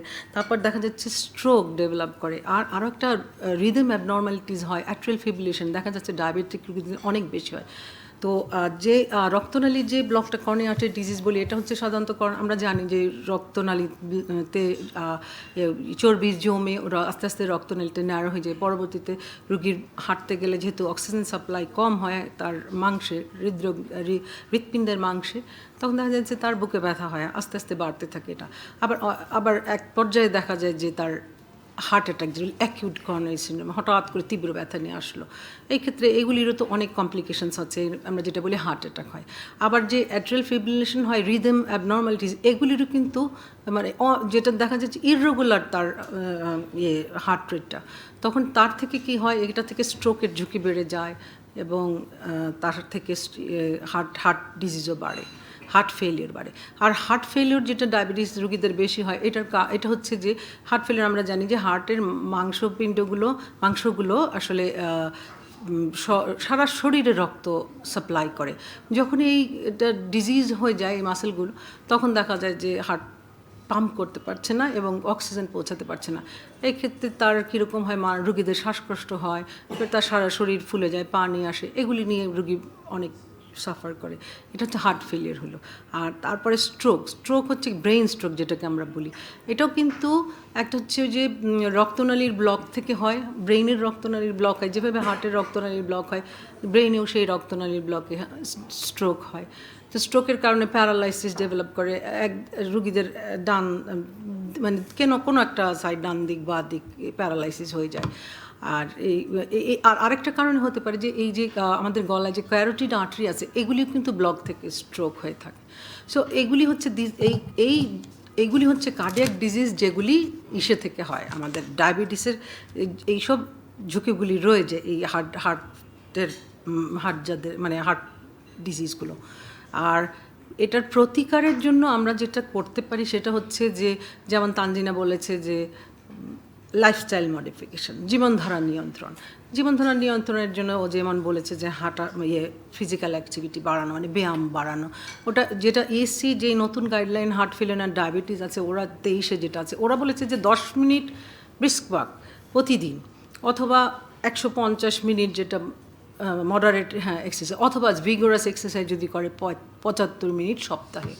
তারপর ইটিং প্ল্যান যেটা বলো যে সুষম খাদ্যাভ্যাসও বলেছে একজন, তো সেরকম খাদ্যাভ্যাসের মধ্যে যদি মাছ, আমরা অবশ্য বাঙালি মাছে ভাতে বাঙালি যদিও বলে, তো মাছ বেশি করে খাওয়া, বিশেষ করে সামুদ্রিক মাছ, তারপর ফলমূল শাকসবজি এগুলি বেশি করে খেতে বললে, যে এগুলি সাধারণত মেডিটেরিয়ান ডায়েট বলে ওরা, তার মধ্যে হচ্ছে এই যে ফলমূল শাকসবজি এগুলি বেশি থাকে ডায়েট। তাছাড়া বলছে ওজন নিয়ন্ত্রণ, যেটা তানজিনা বলছে ওজন নিয়ন্ত্রণের ক্ষেত্রে বলছে যদি এই লাইফস্টাইল মডিফিকেশন ফেল করে, মানে যদি সে না তার জন্য ওজন যদি না কমে, পরবর্তীতে বিভিন্ন ওষুধ আছে যার মাধ্যমে ওজনটাকে নিয়ন্ত্রণে করলে তার ডায়াবেটিস নিয়ন্ত্রিত থাকবে, তার পরবর্তী হার্ট ডিজিজ ঝুঁকিও কমে যাবে। যেমন বিভিন্ন রকম নতুন ওষুধ এখন বাজারে পাওয়া যায়। তারপর ইভেন বলেছে যদি দরকার হয় মানে সার্জারিও করা যায়, যাতে ওজন নিয়ন্ত্রণে রাখতে হবে, এটা হচ্ছে কথা। আর তারপরের হলো যে হৃদরোগের ঝুঁকি কমাতে অন্যান্য যেসব জিনিস আছে ডায়াবেটিস নিয়ন্ত্রণে রাখার পাশাপাশি ব্লাড প্রেশার নিয়ন্ত্রণে রাখতে হবে। ব্লাড প্রেশার নিয়ন্ত্রণে রাখতে এখন যে কাট অফ মার্জিন হচ্ছে 130/80, তার নিচে রাখতে হবে ব্লাড প্রেশার। এটার জন্য আমাদের বিভিন্ন ওষুধ আছে, ওগুলি দিয়ে রাখতে হবে। তারপর হচ্ছে লিপিডস ম্যানেজমেন্ট, মানে তার কোলেস্টেরল, যেটা রক্তে যে কোলেস্টেরল, এটার ম্যানেজমেন্ট করতে হবে। এগুলি যদি নিয়ন্ত্রণে রাখা যায় পরবর্তীতে হৃদরোগের ঝুঁকি অনেকাংশে কমে যাবে। এবারে অনুরোধ করব ডক্টর মোহাম্মদ নজরুল ইসলামকে তার বক্তব্য দেওয়ার জন্য, বিভাগীয় প্রধান নেফ্রোলজি বিভাগ, ঢাকা মেডিকেল কলেজ। তার কাছে মূলত জানতে চাই যে ডায়াবেটিস জনিত যে কিডনি বিকল হওয়া বা কিডনির সমস্যা তৈরি হওয়া এই জায়গাটা থেকে। প্রথমে একটা কথা বলি, অনেকেই বলেন প্রচলিত একটা কথা যে ডায়াবেটিস যারা আছে তার আর শত্রুর দরকার নেই। আমি জানি না কথাটা হয়তো অনেকাংশেই সত্যি। আমরা যদি চিন্তা করি ডায়াবেটিস এবং কিডনি রোগ বা কিডনি বৈকল্য, প্রথমে আমরা চিন্তা করি যে কিডনি রোগ কেন হয়। তার মধ্যে 3টি কারণ আমরা মূলত বলে থাকি। একটা হলো গিয়া কিডনির প্রদাহ, যেটা গ্লোমেরুলোনেফ্রাইটিস বলে থাকে, আর একটা হলো ডায়াবেটিস মেলাইটাস এবং kidney disease, diabetic kidney disease. তৃতীয়ত হলো হাইপারটেনশন। আগে দেখা গেল কিডনি প্রদাহ বা গ্লোমেরুলোনেফ্রাইটিসের রেটটা অনেক বেশি ছিল, এটা গবেষণালব্ধ বাংলাদেশের পারস্পেক্টিভ। আর এখন দেখা গেছে 45 to 50% ডায়াবেটিক কিডনি ডিজিজ, মানে টোটাল নাম্বার অফ পপুলেশন যারা কিডনি রোগে আক্রান্ত, তার মধ্যে ব্যাকগ্রাউন্ড হলো 45 to 50% কিডনি ডিজিজ আর ডায়াবেটিস মেলাইটাস। সো অলরেডি আপনারা জেনেছেন যে এটাই সবচেয়ে বেশি। ইভেন আমরা যদি চিন্তা করি সারা বিশ্বের কথা, সেখানেও কিন্তু দেখা গেছে যে 50% অ্যান্ড অ্যাবভ, 50% ঊর্ধ্বেই কিডনি ডিজিজে আক্রান্ত হয় যাদের ডায়াবেটিস আছে। আবার পাশাপাশি যদি এটাও চিন্তা করি যে সারা বিশ্বে যারা ডায়ালাইসিস করেন এবং ট্রান্সপ্লান্টেশন করেছেন, তার মধ্যে সেটাও কিন্তু 50%-এর উপরে কিন্তু ডায়াবেটিস, প্রাইমারি ডিজিজ হলো গিয়া ডায়াবেটিস মেলাইটাস। পাশাপাশি আমরা যদি বাংলাদেশের চিন্তা করি কত আছে কিডনি ডিজিজের, প্রায় 2 কোটি লোক কোনো না কোনোভাবে কিডনি ডিজিজে আক্রান্ত।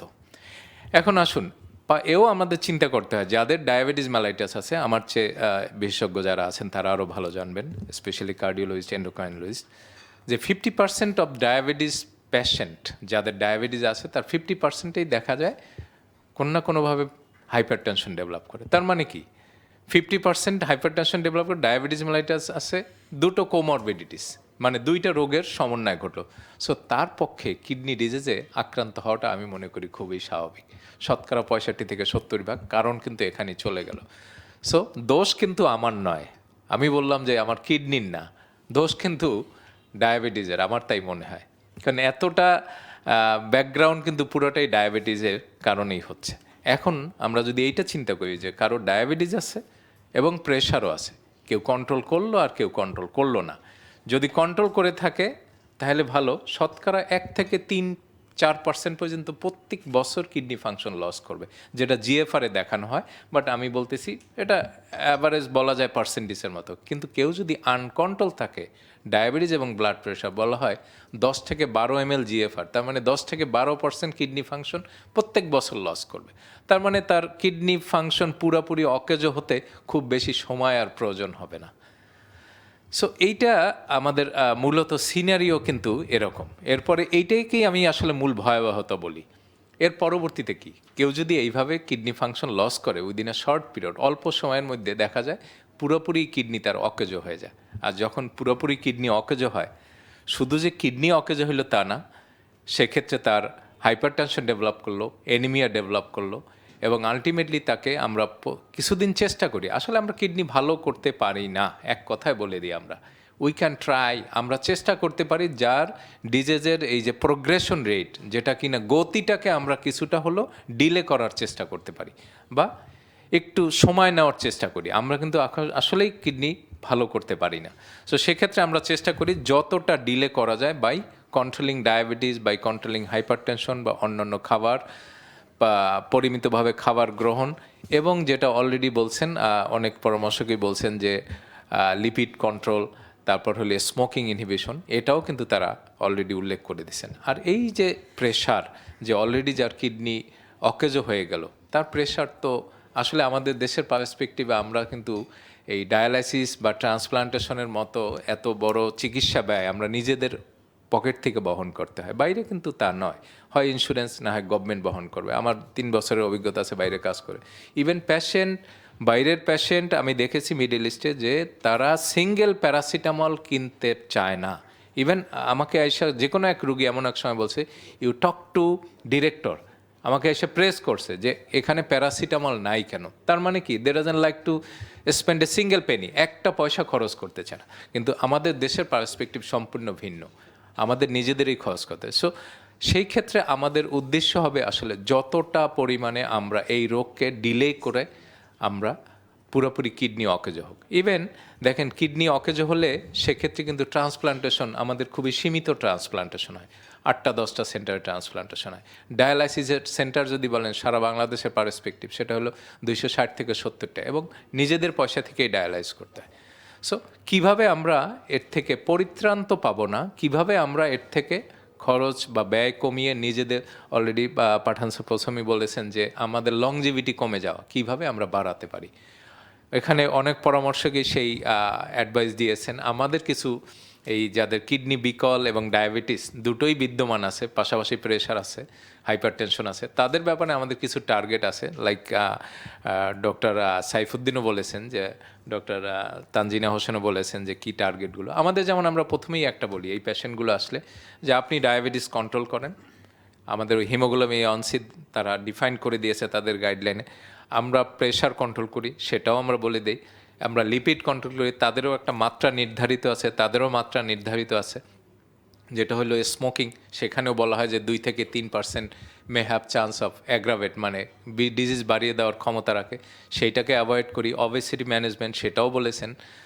আর যেটা হলো খাদ্যাভ্যাস, সে ব্যাপারে অনেক বলেছেন যে খাদ্যাভ্যাসটা কী হওয়া উচিত। So basically this is the target. এই টার্গেটগুলোকে আমরা সামনে রেখেই আমরা কিডনি ডিজিজের বা ইনভলভমেন্টের যে প্রবণতা, এই প্রবণতা কমিয়ে রাখার চেষ্টা করি, যাতে করে খুব সহসাই তাকে দীর্ঘমেয়াদী কিডনি বিকল হয়ে যাতে তাকে বা রোগীকে ডায়ালাইসিস বা কি বলে ট্রান্সপ্লান্টেশনে যেতে না হয়। আমরা এবারে যেতে চাই ডক্টর জিন্নাত আরা নাসরিন। ম্যাডাম হচ্ছেন অধ্যাপক, শিকদার উইমেন্স মেডিকেল এবং হাসপাতাল। তার কাছে মূলত আমরা জানতে চাই যে এই যে একটা আমরা কথা প্রায় শুনি যে গর্ভকালীন ডায়াবেটিস হচ্ছে, এটা আসলে কেন হয় বা কখন হয়, আর এটা প্রতিকারেরই বা কী করার? প্রেগনেন্সি এমন একটি সময় বা ইভেন্ট যখন দেখা যায় তার রক্তের ভেতরে ডায়াবেটিক করার মতো কিছু উপাদান চলে আসে। মানে মহিলা যখন গর্ভবতী হন, তার সেখানে একটা প্লাসেন্টা থাকে বা ফুল গর্ভ বলি আমরা, ওটি থাকে। ওখান থেকে এমন কিছু রাসায়নিক পদার্থ নিঃসৃত হয়, যেমন ধরুন হিউম্যান প্লাসেন্টাল ল্যাক্টোজেন, যেগুলো কিনা রক্তে বাহিত হয়ে যে ইনসুলিন, যেটি আমাদের সুগার বা শর্করা ব্লাডে কমিয়ে রাখে, ডায়াবেটিসকে নিয়ন্ত্রণে রাখে, সেটি আর করতে পারে না।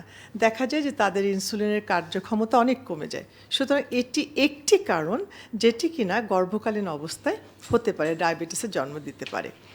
তো গর্ভকালীন ডায়াবেটিসটি এমন যে তার এমন একটি মহিলা যারা কখনো কোনো দিন ডায়াবেটিস ছিল না, কিন্তু এখন এই প্রেগনেন্সির পরে সেটি 20 উইকস বা 5 মাসের পরে হঠাৎ করে তার ডায়াবেটিসে দেখা দিচ্ছে। এটিকে আমরা গর্ভকালীন ডায়াবেটিস বলি বা জেস্টেশনাল ডায়াবেটিস বলি। এর একটা সুন্দর দিক আছে যে ম্যাক্সিমাম এটি চলে যায় প্রেগনেন্সির পরে, কিন্তু আবার অন্যদিকে দেখা গেছে এর জটিলতাও রয়েছে। সব ডায়াবেটিস যে চলে যাবে তেমনটি নয়, দেখা যায় এই মহিলারা অনেকেই আবার সেটি ফল ভোগ করছেন। এবং যদি সুনিয়ন্ত্রিত না রাখা যায় তাহলে অনাগত শিশুটি এবং মহিলাটার উপরে অনেক রকম বিরূপ প্রভাব পড়ে। তা আপনি বলেছিলেন যে প্রতিকার, আসলে আমরা এত চমৎকার করে এখন প্রতিকার শুনেছি, তার থেকে খুব যে একটা তারতম্য আছে তা নয়, তবে কিছু মিথ বা কুসংস্কার রয়েছে। যেমন ডায়াবেটিস যখন একটি মহিলা আমাদের কাছে আসেন, আমরা দেখিনি যাদের অনেক স্থূলতা, যেটি আমাদের আলাপচারণে উঠে এসেছে, অনেক যারা মোটা, যাদের বাবা মার ডায়াবেটিস ছিল, অথবা যাদের পূর্ববর্তী প্রেগনেন্সিতে যে শিশুটি এসেছিল সেটি ত্রুটিগত আছেন বা অনেক বড় হয়েছেন বা গর্ভে মৃত্যুবরণ করেছে, সেই সকল মহিলাদের ডায়াবেটিসের সংখ্যা অনেক বেশি। তখন আমরা কি করি, আমরা তাদের স্ক্রিনিং করে জেনে নিতে চাই যে আমার এই মহিলাটি তার ডায়াবেটিস আছে কিনা। যদি না হয় তাহলে 20 সপ্তাহে আমরা এসে দেখি, স্ক্রিনিং করি, যেটি স্ক্রিনিং খুব চমৎকার করে বলা হয়েছে। যখন দেখি যে হ্যাঁ তার স্ক্রিন পজিটিভ হয়েছে, মানে তার জেস্টেশনাল ডায়াবেটিস এসেছে, তখন তো আমরা তাকে নিয়ন্ত্রণ করার চেষ্টা করি। তো সব ক্ষেত্রেই দেখা যায় যে মাল্টিডিসিপ্লিনারি অ্যাপ্রোচ, অথবা যেটি আমরা এন্ডোক্রাইনোলজিস্টের সাহায্য নিয়ে থাকি, নিজেরাও করি, এন্ডোক্রাইনোলজিস্টের সাহায্য নিয়ে একসাথে হাতে হাত রেখে এগিয়ে যাই। তো ফার্স্ট অফ অল খাবারের কথা, যেটি ডক্টর সাইফুদ্দিন খুব সুন্দর করে বলেছে। তো এখন প্রেগনেন্সিতে তো অনেকটা খাবার নিয়ন্ত্রণ রাখা যায় না, বিকজ তাতে অনাগত শিশু বাড়ছে। সুতরাং সেইভাবে ক্যালোরি নির্ধারণ করে আমরা ডায়েটিশিয়ানকে নিয়ে তার খাবারটি বেঁধে দিই যে আপনি এইভাবে খাবেন, 5টি মিল খাবেন, সুন্দর করে বুঝিয়ে বলি। তারপরে আসুন যে তার এক্সারসাইজ, এটা তো একটা ইম্পর্ট্যান্ট পার্ট। তো এখানে আবার আমাকে বলতেই হবে যে আমাদের দেশে ভুল ধারণা রয়েছে যে প্রেগনেন্সি হলে তার হাঁটা চলা যাবে না, বাচ্চা মিসক্যারেজ বা নষ্ট হয়ে যেতে পারে, একেবারেই শুয়ে বসে থাকবেন তারা, কাজটিও করবেন না, কুটোটিও নাড়বেন না। এটিও কিন্তু ভুল ধারণা। সুতরাং আমরা আমাদের পেশেন্টদের জানাতে চাই আজকে প্রথম আলোর মাধ্যমে যে প্রেগনেন্সি হলেও আপনাকে এক্সারসাইজ করা যাবে, যদি জটিল কোনো প্রেগনেন্সি না হয়, যেমন ব্লিডিং আছে বা ফুলগর্ভ নিচে আছে, সেটি তো আলাদা ব্যাপার। অন্যান্য যারা রয়েছেন তারা অবশ্যই আপনারা 15 মিনিট সকালে, 15 মিনিট বিকেলে হাঁটবেন। তবে হ্যাঁ, যখন একটু এগিয়ে যায় প্রেগনেন্সি তখন হাঁটতে কষ্ট হয়, তখন আমরা মাত্রাটি কমিয়ে দেবো, 10 মিনিট সকালে, 10 মিনিট দুপুরে, 10 মিনিট রাতে, তাহলে তো 30 মিনিট হয়ে গেল, লম্বা সময় হয়ে গেল। সুতরাং এইভাবে গুছিয়ে দিয়ে যদি আমরা ডায়াবেটিসকে এক্সারসাইজের কথা বলি, তাহলে কিন্তু তারা শোনেন। আর ফাইনালি যেটি বলবো আমরা, সেটি তো যখন ডায়াবেটিসের মাত্রা আমরা শুনে নিয়েছি সকলে, আমরা সবসময় বলি 5, 6, 7, মানে ফাস্টিং না খেয়ে 5, তারপরে হিমোগ্লোবিন A1C 6, আর খাবার পরে 7। এটি 5, 6, 7 আপনাকে মেনে চলতে হবে। যদি এটা ব্যতিক্রম হয় তখন আমরা কি করি, এন্ডোক্রাইনোলজিস্টের কাছে যাই। এবং insulin is the choice of drug, এখানে কোনো সন্দেহ নেই। এখানেও আবার সমস্যা, হ্যাঁ আমার প্রেগনেন্সি হয়েছে, আমি ইনসুলিন নেব, এটি নিয়ে অনেক রকমের তর্ক বিতর্ক চলে আসে, কিন্তু সেখানে আমরা তো নিজেরা বুঝাই, তবে আমাদের এন্ডোক্রাইনিস্ট কলিগ যারা রয়েছেন তারা চমৎকার করে বুঝিয়ে বলেন। কেননা সবচেয়ে যেটি ভয়ের ব্যাপার, যে আপনার অনাগত শিশুটি বড় হচ্ছে, সেটি অসম্ভব মোটা হয়ে যেতে পারে, and that is not good. দেখতে শুনতে মোটাসোটা হলেই যে সেই বাচ্চাটি ভালো হবে তেমন নয়, অনেক রকমের অসুস্থতা হবে। তারপরে হঠাৎ করেই দেখা যাবে যে প্রেগনেন্সির শেষে এসে কোনো ওয়ার্নিং ছাড়াই দেখা যায় সেই শিশুটি গর্ভে মৃত্যুবরণ করেন। এই যে কষ্ট, this is not only for the lady, পুরো ফ্যামিলি, পুরো সোসাইটির জন্য একটা কষ্ট, স্টিল ওয়ার্ড বলি আমরা। তখন কিন্তু আমাদের পেশেন্টরা বোঝেন জিনিসটা, মানে ভয় দেখিয়ে না, খুব গুছিয়ে বলতে হয়। আর তারপরে যখন শিশুটি জন্মগ্রহণ করতে যান, তখন দেখা যায় বাধাগ্রস্ত প্রসব হয়, তাতে তার ব্রেনের চোট পায়, আঘাত লাগতে পারে এবং পরবর্তীতে আরও অনেক সমস্যা হয়। এবং এটিও আমরা বলে দিই যে আজকের সমস্যাই সব সমস্যা নয়, যদি আপনি এটা কন্ট্রোল না করেন পরবর্তীতে এই শিশুগুলোর অনেক রকমের সমস্যা হতে পারে। আর মাটির কথা আমরা এরকম বলি যে আপনার ঝুঁকি যেটি রয়েছে যে আপনি এখানে আপনার ব্লাড প্রেশার আসতে পারে, ডায়াবেটিসের পাশাপাশি উনি খুব সুন্দর করে বলেছেন, এটাকে আমরা প্রি-এক্লাম্পসিয়া বলি। তারপরে আপনার প্রসবের সময় এত বেশি পানি চলে আসে যে আপনার সিজারিয়ান সেকশনে হার্টটা বেড়ে যায়। তারপর আপনার প্রসবের পরে পিপিএইচ মানে রক্তক্ষরণ হতে পারে, এবং সবচেয়ে খারাপ যেটা ইনফেকশন হতে পারে, যেটা আমরা পিপল সেপসিস বলি। তো এগুলো বুঝিয়ে আমরা পেশেন্টকে আমরা ট্রিটমেন্ট দিয়ে থাকি। তবে সবশেষে মূল কথা আমি এটি বলবো যে তথ্য প্রদান, ইনফরমেশন অ্যান্ড মেডিকেল এডুকেশন, এটি খুব ইম্পর্ট্যান্ট। একটি পেশেন্টকে যদি আমি বুঝিয়ে না বলতে পারি, তিনি তার যতই মেডিসিন দিয়ে না কেন তিনি নেবেন না। সুতরাং আজকের যে অনুষ্ঠানটি করছি, আমাদের পেশেন্টরা যদি শুনতে পারেন, আমার মনে হয় এর চেয়ে বড় উপকার হবে না। সুতরাং তাদের সাথে কথা বলা, তাদেরকে জানিয়ে দেওয়া আছে আমাদের, সেটি বোধহয় সবচেয়ে ইম্পর্ট্যান্ট। ধন্যবাদ। আমাদের এবার প্রথম দফার শেষ প্যানেলিস্ট ডক্টর তারিক রেজা আলী, সহযোগী অধ্যাপক চক্ষু বিভাগ BSMMU। তার কাছে মূলত ডায়াবেটিস জনিত চোখের যে জটিলতা, এর চিকিৎসা, এর চ্যালেঞ্জ, সেগুলো শুনতে চাই। ডক্টর তারিক রেজা আলী। টোটাল সংখ্যাটা হচ্ছে 1,31,00,000-এর উপরে যারা ডায়াবেটিসে আক্রান্ত, যারা অ্যাডাল্ট পেশেন্ট। এদের মধ্যে 18.8% বা 19% মানুষের চোখের রোগ আছে, ডায়াবেটিক রেটিনোপ্যাথি বলি বা ডায়াবেটিসের অন্য রোগ আছে। এবং যাদের 15 বছরের বেশি ডায়াবেটিস, তাদের মধ্যে এই আক্রান্তের সংখ্যা 40%।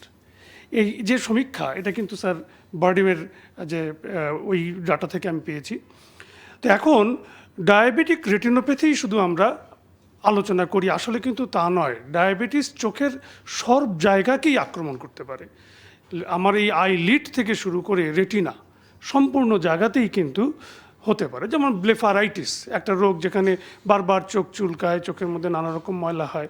কর্নিয়াতে কর্নিয়াল আলসার, আমার এই যে অক্ষিক কোটর বা অরবিট, সেখানে একটা ফাঙ্গাল ইনফেকশন, এগুলো ডায়াবেটিক পেশেন্টদের অনেক অনেক অনেক বেশি হয়। কিন্তু যদি আমি অন্ধত্বের কারণ বলি, মূলত 3টা কারণে মানুষ অন্ধ হয় ডায়াবেটিস জনিত। 1 নাম্বার হচ্ছে ক্যাটারাক্ট বা ছানি, 2 নাম্বার হচ্ছে গ্লোকোমা, 3 নাম্বার হচ্ছে গ্লোকোমা মানে হচ্ছে চোখের উচ্চচাপ, আর 3 নম্বর হচ্ছে ডায়াবেটিক রেটিনোপ্যাথি বা ডায়াবেটিক জনিত রেটিনার রোগ। রেটিনা হচ্ছে কি? রেটিনা হচ্ছে চোখের ভিতরের সবচেয়ে সংবেদনশীল একটা পর্দা, সবচেয়ে ভিতরে থাকে, যেটা ব্রেইনের একটা পার্ট, যেটা ডায়াবেটিস যারা আক্রান্ত হয়ে কর্মহীনতায় চলে যায় এবং আলটিমেটলি মানুষ ব্লাইন্ড হয়ে যায়। ব্লাইন্ড কিভাবে? আপনি একটু যদি চিন্তা করেন যে একজন মানুষ জন্মান্ধ, সে জন্মের থেকেই দেখে না, তার এক ধরনের কষ্ট। আর যে ডায়াবেটিসের কারণে 60 বছর বা 65 বছর বা 70 বছরে যে অন্ধ হয়ে যাচ্ছে, সেটার কিন্তু কষ্টটা অন্যরকম। তাকে হাতে ধরে নিয়ে বসাতে হচ্ছে টয়লেটে যে বসো, বা তাকে খাবারটা হাতে নিয়ে বলতে হচ্ছে, গ্লাসটা হাতে ধরিয়ে বলতে হচ্ছে যে পানি খাও। এই যে জীবনটা, এটা অত্যন্ত বিভীষিকাময়, ভয়াবহ একটা জীবন। তো আমি যদি ক্যাটারেক্টের কথা বলি, বাংলাদেশে এখন ক্যাটারেক্টের প্রচুর ভালো চিকিৎসা আছে সব জায়গায়, সব জেলা সদরে, 64টা জেলাতেই আমাদের চক্ষু বিশেষজ্ঞ আছেন। ছানি অপারেশন ক্লাস লেভেলের ছানি অপারেশন হচ্ছে, ভালো লেন্স পাওয়া যাচ্ছে, ছানি অপারেশন করলে রোগীরা ভালো দেখতে পাচ্ছে। সমস্যা হচ্ছে ডায়াবেটিক রোগীর ক্যাটারেক্ট আর 10 জন রোগীর ক্যাটারেক্ট কিন্তু এক নয়। ডায়াবেটিসের রোগীর যদি কন্ট্রোল না করে আমি ক্যাটারেক্ট সার্জারিতে যাই, তাহলে ইনফেকশন হয়ে যেতে পারে, এবং এই ইনফেকশন হলে ওই চোখ বাঁচানোর কোনো উপায় আমাদের জানা নাই। সো এটা একটা মনে রাখতে হবে। দ্বিতীয়ত যেটা গ্লোকোমার চিকিৎসাও কিন্তু বাংলাদেশে এখন প্রচুর হচ্ছে, ভালো হচ্ছে, এবং অনেক ভালো ভালো ওষুধ পাওয়া যাচ্ছে বা গ্লোকোমার জন্য। সেই কারণে আমাদের দেশে ওষুধ তৈরি হচ্ছে, খুব ভালো ওষুধ। রইল ডায়াবেটিক রেটিনোপ্যাথি। এই প্রসঙ্গে আমি একটু বলি, আমাদের দেশে 15 কোটি বা 16 কোটি মানুষ, শিশির মোড়ল জানেন যে বাংলাদেশে 1500 চক্ষু বিশেষজ্ঞ, তার মধ্যে 100 জন হবে হাইয়েস্ট যারা রেটিনা বিশেষজ্ঞ, সব মিলে। তো এই 100 জন 15 কোটি মানুষের দায়িত্ব কিভাবে নেবেন? যদি বৎসরে একবার ডায়াবেটিক রোগীরা তাদের চক্ষু পরীক্ষাটা করান, তাহলে কিন্তু স্ক্রিনিং সম্ভব যে কে ডায়াবেটিক রেটিনোপ্যাথিতে আক্রান্ত, কে নয়। এই ডায়াবেটিক রেটিনোপ্যাথির 3টা ধাপ আছে, মাইল্ড একটা, তারপরে নন প্রলিফারেটিভ বলি আমরা, আর একটা 3 ধাপের সর্বোচ্চ যে ধাপ, সেইখানে মানুষ অন্ধ হচ্ছে। তো এইগুলির আমাকে বলতে বলা হয়েছে যে চিকিৎসা কোথায় আছে, কি করতে হবে, কিভাবে রোগ নির্ণয় হবে। এই রোগ নির্ণয়ের জন্য আমরা এনজিওগ্রাফি করি, আমরা ওসিটি করি। এইগুলি ঢাকাতে তো আছেই, বিভিন্ন জায়গায় সরকারিভাবে জাতীয় চক্ষু বিজ্ঞান ইনস্টিটিউট, বঙ্গবন্ধু শেখ মুজিব মেডিকেল বিশ্ববিদ্যালয় এবং অন্যান্য অনেক প্রাইভেট হসপিটালে আছে। চিটাগংয়ে eye infirmary and training complex সেখানে আছে। ঢাকা, চিটাগংয়ের বাইরে রাজশাহী, রংপুর, সিলেট, এগুলি বিভিন্ন প্রাইভেট ইনস্টিটিউটে এই যে রোগ নির্ণয় এবং চিকিৎসার নানা রকম পদ্ধতি আছে। ডায়াবেটিস থেকে রেটিনার 2টো রোগের কথা আমরা মনে রাখতে হবে। একটা হলো ডায়াবেটিক ম্যাকুলার ইডিমা। ম্যাকুলা হচ্ছে রেটিনার সবচেয়ে সেন্সিটিভ যে পার্ট, যে অংশ দিয়ে কিন্তু আপনি আমি সবাই দেখি। আমার রেটিনা তার সবচেয়ে ছোট্ট একটা জায়গা, 1.5 মিলিমিটার একটা প্লেস, যার নাম হচ্ছে ম্যাকুলা। ওটা দিয়ে আমি দেখতে পাই, আলো দেখি, রং চিনি, contrast sensitivity, everything depends on macula. তো ডায়াবেটিস করে কি, ওই ম্যাকুলাতে ফ্লুইড জমায়ে দেয়, তাকে আমরা বলি ডায়াবেটিক ম্যাকুলার ইডিমা। এই ডায়াবেটিক ম্যাকুলার ইডিমা অন্ধত্বের জন্য, যারা এই যে কর্মক্ষম আমরা যারা আসি, আমাদের কর্মক্ষম জনগোষ্ঠীর সবচেয়ে বেশি চোখের দৃষ্টি কমানোর সবচেয়ে বেশি দায়ী হচ্ছে ডায়াবেটিক ম্যাকুলার ইডিমা। তার চিকিৎসা কি? তার চিকিৎসা হচ্ছে ওই যেগুলি আপনারা বললেন, lipid profile control, diabetes control, kidney function control এবং অ্যানিমিয়া। এই 4টা জিনিস আমাকে কন্ট্রোল করতে হবে, রক্তশূন্যতা। তার সঙ্গে আমরা করি কি, ইনজেকশন দিই চোখের মধ্যে। নানা রকম ইনজেকশন আছে, অনেক দামের পাওয়া যায়, অনেক কিছু আছে, সব কিছু বলবো না। একটা নাম বলি অ্যাভাস্টিন। অ্যাভাস্টিনের আরেকটা নাম হচ্ছে বিভাসিজুমেব, আসল নাম। সেটা করে কি, কোলোরেক্টাল কার্সিনোমার চিকিৎসার জন্য এই জিনিসটা আবিষ্কৃত হয়েছে। ওইটাই চোখের মধ্যে দিয়ে আমরা ভালো রেজাল্ট পাই। এবং এটা কেন ব্যবহার বেশি হয়? যেহেতু এটার দাম অনেক কম, এবং একটা ভায়াল থেকে আমরা 20 জন 25 জনকে দিতে পারি, সো অনেক কমে যায়। আমরা বঙ্গবন্ধু বিশ্ববিদ্যালয়ে 3,000 টাকা নিই এক একটা ইনজেকশনে, যেটা প্রাইভেটে 12,000, কোনো জায়গায় 10,000 এরকম করে নেওয়া হয়। তো এইটাই সবচেয়ে কম দাম। এছাড়া অন্যান্য যে ইনজেকশন, সেগুলি কোনোটা 40,000, 50,000, 60,000, নানা রকম, এক একটা ডোজ এক এক চোখে, এবং দিতে হয় কয়টা, 3টা থেকে 6টা ডোজ দিতে হয়। তো এটা ভেরি কস্টলি একটা চিকিৎসা। আরেকটা হচ্ছে লেজার। লেজারও করি আমরা।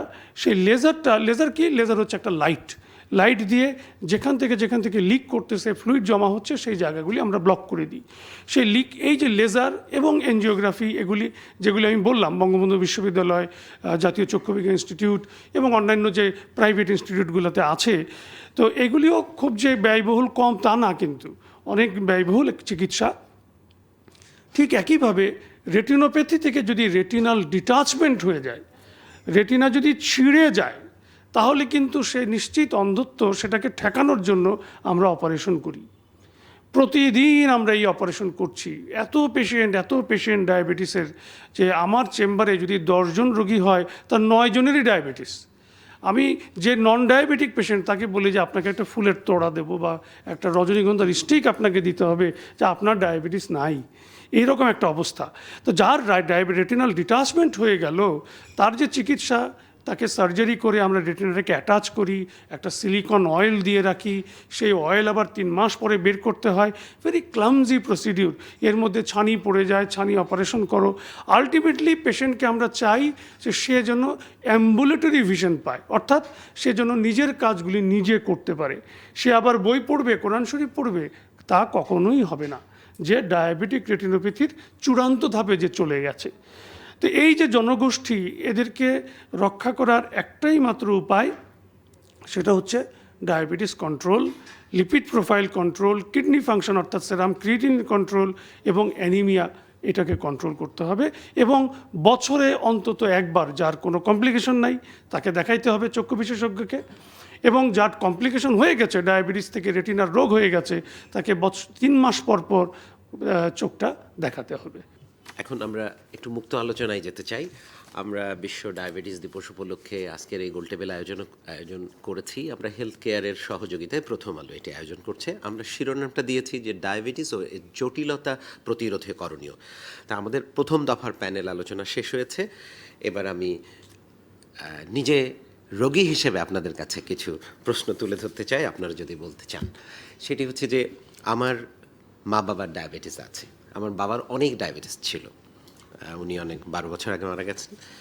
তো আমার লিপিড টেস্টের আমি রিপোর্ট বলি যে এলডিএল এটা 150-র নিচে, আচ্ছা এইচডিএল এটা অনেক ভালো, একবার 69ও হয়েছিল, অনেক ভালো। কিন্তু টিজি ট্রাইগ্লিসারাইড এটি হচ্ছে 370 380 এরকম হয়। তো আমি প্রতিবারই টেস্ট করি ডায়াবেটিস সহ, আমি সংখ্যাটা ভুলে গেলাম, ওই যে 6 7 ইত্যাদি তার নিচে থাকে, মানে তারা বলে ডায়াবেটিস হয়নি। তা আসলে আমার ঝুঁকি কতটা? আমি গত 3 বছর ধরে টেস্ট করছি কিন্তু আমার ডায়াবেটিস হচ্ছে না। এর বাইরে যে আলোচনায় এসেছে সেটা দুটো আমি একটা কি পয়েন্টও বলি। অতিরিক্ত মানসিক চাপ সেটা আমার আছে, অফিসের জন্য আছে, ব্যক্তিগতভাবেও আছে। তো এক্সারসাইজ আমি আগে খুব করতাম, অনেক করে। তো এই যে করোনা পরবর্তী পরিস্থিতির মধ্যে এটা কমতে কমতে আমি হঠাৎ আবিষ্কার করলাম এই অনুষ্ঠানের আগে ভেবে যে গত 6 মাস আমি 5 মিনিটও এক্সারসাইজ করিনি। তাহলে আমার ঝুঁকি কতটা স্যার যদি বলেন। থ্যাংক ইউ ফিরোজ চৌধুরী, আপনি যে সিনারিও তুলে ধরলেন আপনার নিজেরই। এক হলো যে আপনার অলরেডি লিপিড প্রোফাইলের একটা পোর্শন, যেটা আপনার ট্রাইগ্লিসারাইড বলছেন, আপনি বেশি আছে, অনেক বেশি আছে। তাহলে এটা কিন্তু একটা পার্ট মেটাবলিক ডিজিজ দিয়ে বলি, তো ডায়াবেটিস, ব্লাড প্রেশার, রক্তের শর্করা বা রক্তের চর্বি, এগুলো তো একটা স্পেকট্রাম, একই রোগেরই বিভিন্ন সাইট, মানে বলি একই রোগেরই তাহাতো মামাতো ভাই বোন। তাহলে একটা থাকলে আর একটা ঝুঁকি আসবেই। সেক্ষেত্রে যেটা আপনার ঝুঁকি যেটা আসলে হলো, যেটা মেটাবলিক ডিজিজ আপনার অবশ্যই, এটা বাংলাদেশের পার্সপেক্টিভ দিয়ে চিন্তা করি, বংশগত কারণ যাই থাকুক না কেন, ডায়াবেটিস প্রবণতা সবচেয়ে বেশি। এটা অনেক বক্তা বলেছেন যে বাংলাদেশের পরিপ্রেক্ষিতে এথনিসিটি চিন্তা করলে এশিয়ান কান্ট্রি বা সাউথ এশিয়ান কান্ট্রিতে আমার ডায়াবেটিস রোগী বেশি হয়। কারণটা কি? এটা জেনেটিক ফ্যাক্টর তো অবশ্যই আছে, এথনিক ফ্যাক্টর যেটা আছে। এখানে ইনসুলিন রেজিস্ট্যান্স বলে একটা শব্দ আছে, আমরা যখন বলি সবাই যে ইনসুলিন আমার শরীরে ঠিকমতো কাজ করছে না, এই ইনসুলিন কার্যক্ষমতা কম। এটা কিন্তু আজকের থেকে নয়, 300-400 বছর 4000 বছর আগের থেকে কিন্তু এই প্রবণতাটা এই ইন্ডিয়ান সাবকন্টিনেন্টে কিন্তু চলে আসছে। যখন আমরা এফ্লুয়েন্ট হওয়া শুরু করলাম, খাদ্যাভ্যাসের পরিবর্তন আসলো, ফিজিক্যাল অ্যাক্টিভিটি কমে গেল, তখন ইনসুলিন রেজিস্ট্যান্সটা আরও বেশি প্রকট হয়। তারই একটা পার্ট হলো কিন্তু ডায়াবেটিস, তারই একটা পার্ট হলো ব্লাড প্রেশার হাই হওয়া, তারই একটা পার্ট হলো ট্রাইগ্লিসারাইড লেভেল হাই হওয়া। এটা আপনার জেনেটিক একটা পার্ট তো রয়ে গেছে।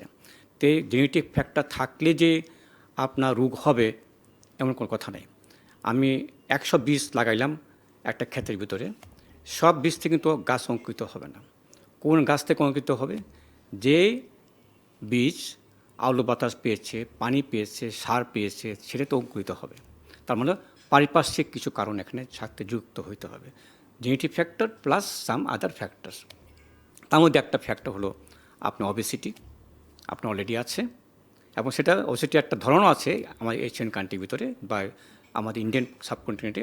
আমরা ওজন কম থাকবে কিন্তু আমাদের ভরিটা বেশি, ম্যাটটা বেশি, মানে ইন্টেস্টিনাল যে আমার পেটের ভিতরে যে চর্বি আছে, চর্বির পরিমাণ কিন্তু অনেক বেশি আসছে। That's one of the factor. Second point আপনি বলছেন আমার ফিজিক্যাল অ্যাক্টিভিটি ধরতে গেলে তেমন একটা নেই, দ্যাটস অ্যানাদার ফ্যাক্টর। এটা আমার ওই যে আলু বাতাস পানির মতোই কাজ করছে এখানে। নেক্সট হচ্ছে আপনার মানসিক চাপ তো আছেই, এটা আমি অস্বীকার করতে পারবেন না, বাংলাদেশে কী পারবেন না মানসিক চাপ কমানো। এই যে রিস্ক ফ্যাক্টরগুলো যেগুলো আছে, যেটা আপনি এটাকে মিনিমাইজ করতে পারেন, জেনেটিক ফ্যাক্টর যাই থাকুক না কেন, আপনি you can prevent the further progress of the disease. Triglyceride high হচ্ছে বেশির ক্ষেত্রে দেখা যায় এটা একটা ফ্যাক্টর আছে, বললাম জেনেটিক ফ্যাক্টর আছে। আর পারিপার্শ্বিক ফ্যাক্টর হলো আমার ডায়েটের মধ্যে কোন ডায়েট আমার ইম্পর্টেন্ট এখানে টিজি লেভেল কমানোর জন্য। মোস্ট ইম্পর্টেন্ট হলো কার্বোহাইড্রেট। আমাদের খাবারের TG level, triglyceride level high হওয়ার মোস্ট ইম্পর্টেন্ট সোর্স হলো কার্বোহাইড্রেট। সেক্ষেত্রে কার্বোহাইড্রেট আপনি কমাইতে হবে, কিন্তু আবার কিটো ডায়েটের মতো যেটা ডক্টর সাহেব বলল সেই এবার যেতে হবে না, কারণ অ্যাটলিস্ট 50% কার্বন যদি আমরা নিয়ে আসতে পারি, কারণ আমাদের খাদ্যাভ্যাস যদি বাংলাদেশের কথা চিন্তা করি, যদি সার্ভে করে দেখেন আমাদের খাদ্যাভ্যাসের 90% কিন্তু কার্বোহাইড্রেট। এই কার্বোহাইড্রেটকে আমরা যদি কমায় দিয়ে ব্যালেন্স ডায়েট, সুষম খাদ্যে যে কার্বোহাইড্রেট পার্সেন্টেজ 50% আনতে পারি, দ্যাটস এনাফ আপনার টিজি লেভেল কমানোর জন্য। তারপরে না কমে এক্সারসাইজ করলেন, ওজন কমাইলেন, না করে তখন আমরা কিছু ড্রাগ ইউজ করতে পারি। ঠিক আছে, ধন্যবাদ স্যার। কিন্তু আমার আশঙ্কায় থাকে, কিন্তু গত 4 বছর ধরে আমার ডায়াবেটিস এখন হয়নি। কিন্তু হবে, হইতে পারে। কিন্তু আমি স্যার হচ্ছে চিনি বা কোথাও মানে যেটা সুগার এটা খাচ্ছি না, একেবারেই না, শূন্য এটা করে দিয়েছি। তো এবারে যদি আর কেউ যুক্ত করেন, প্রফেসর তানজিনা হোসেন। ধন্যবাদ। এই যে সিনারিওটা শুনলাম, এটা কিন্তু বাঙালিদের একটা মানে কমন সিনারিও, যে বাঙালিদের বেশিরভাগই হচ্ছে ট্রাইগ্লিসারাইড একটু বেশি থাকে এবং হচ্ছে তারা ফিজিক্যালি ইনঅ্যাক্টিভ, তাদের কার্বোহাইড্রেট বেশি খাওয়া হয়। কার্বোহাইড্রেটের ব্যাপারে স্যার তো খুব সুন্দর করে বলেন। আমি একটু যোগ করতে চাই যে আমাদের কিন্তু ভালো শর্করা আছে, খারাপ শর্করাও আছে। আপনি বলেন যে আপনি চিনি জাতীয় কিছু এখন আর খান না, কিন্তু আমরা বর্তমানে যে চাল খেয়ে থাকি বা যে ভাত খেয়ে থাকি, ওগুলোতে অনেক বেশি কার্বোহাইড্রেট থাকে, কারণ ওগুলো একেবারেই ফাইবার ছেটে ফেলা হয়। যেটা আমরা আগে যুগে যে চালটা ছিল, যেখানে লাল চাল থাকতো বা অনেক ফাইবার থাকতো, বর্তমানে কিন্তু এটা নেই।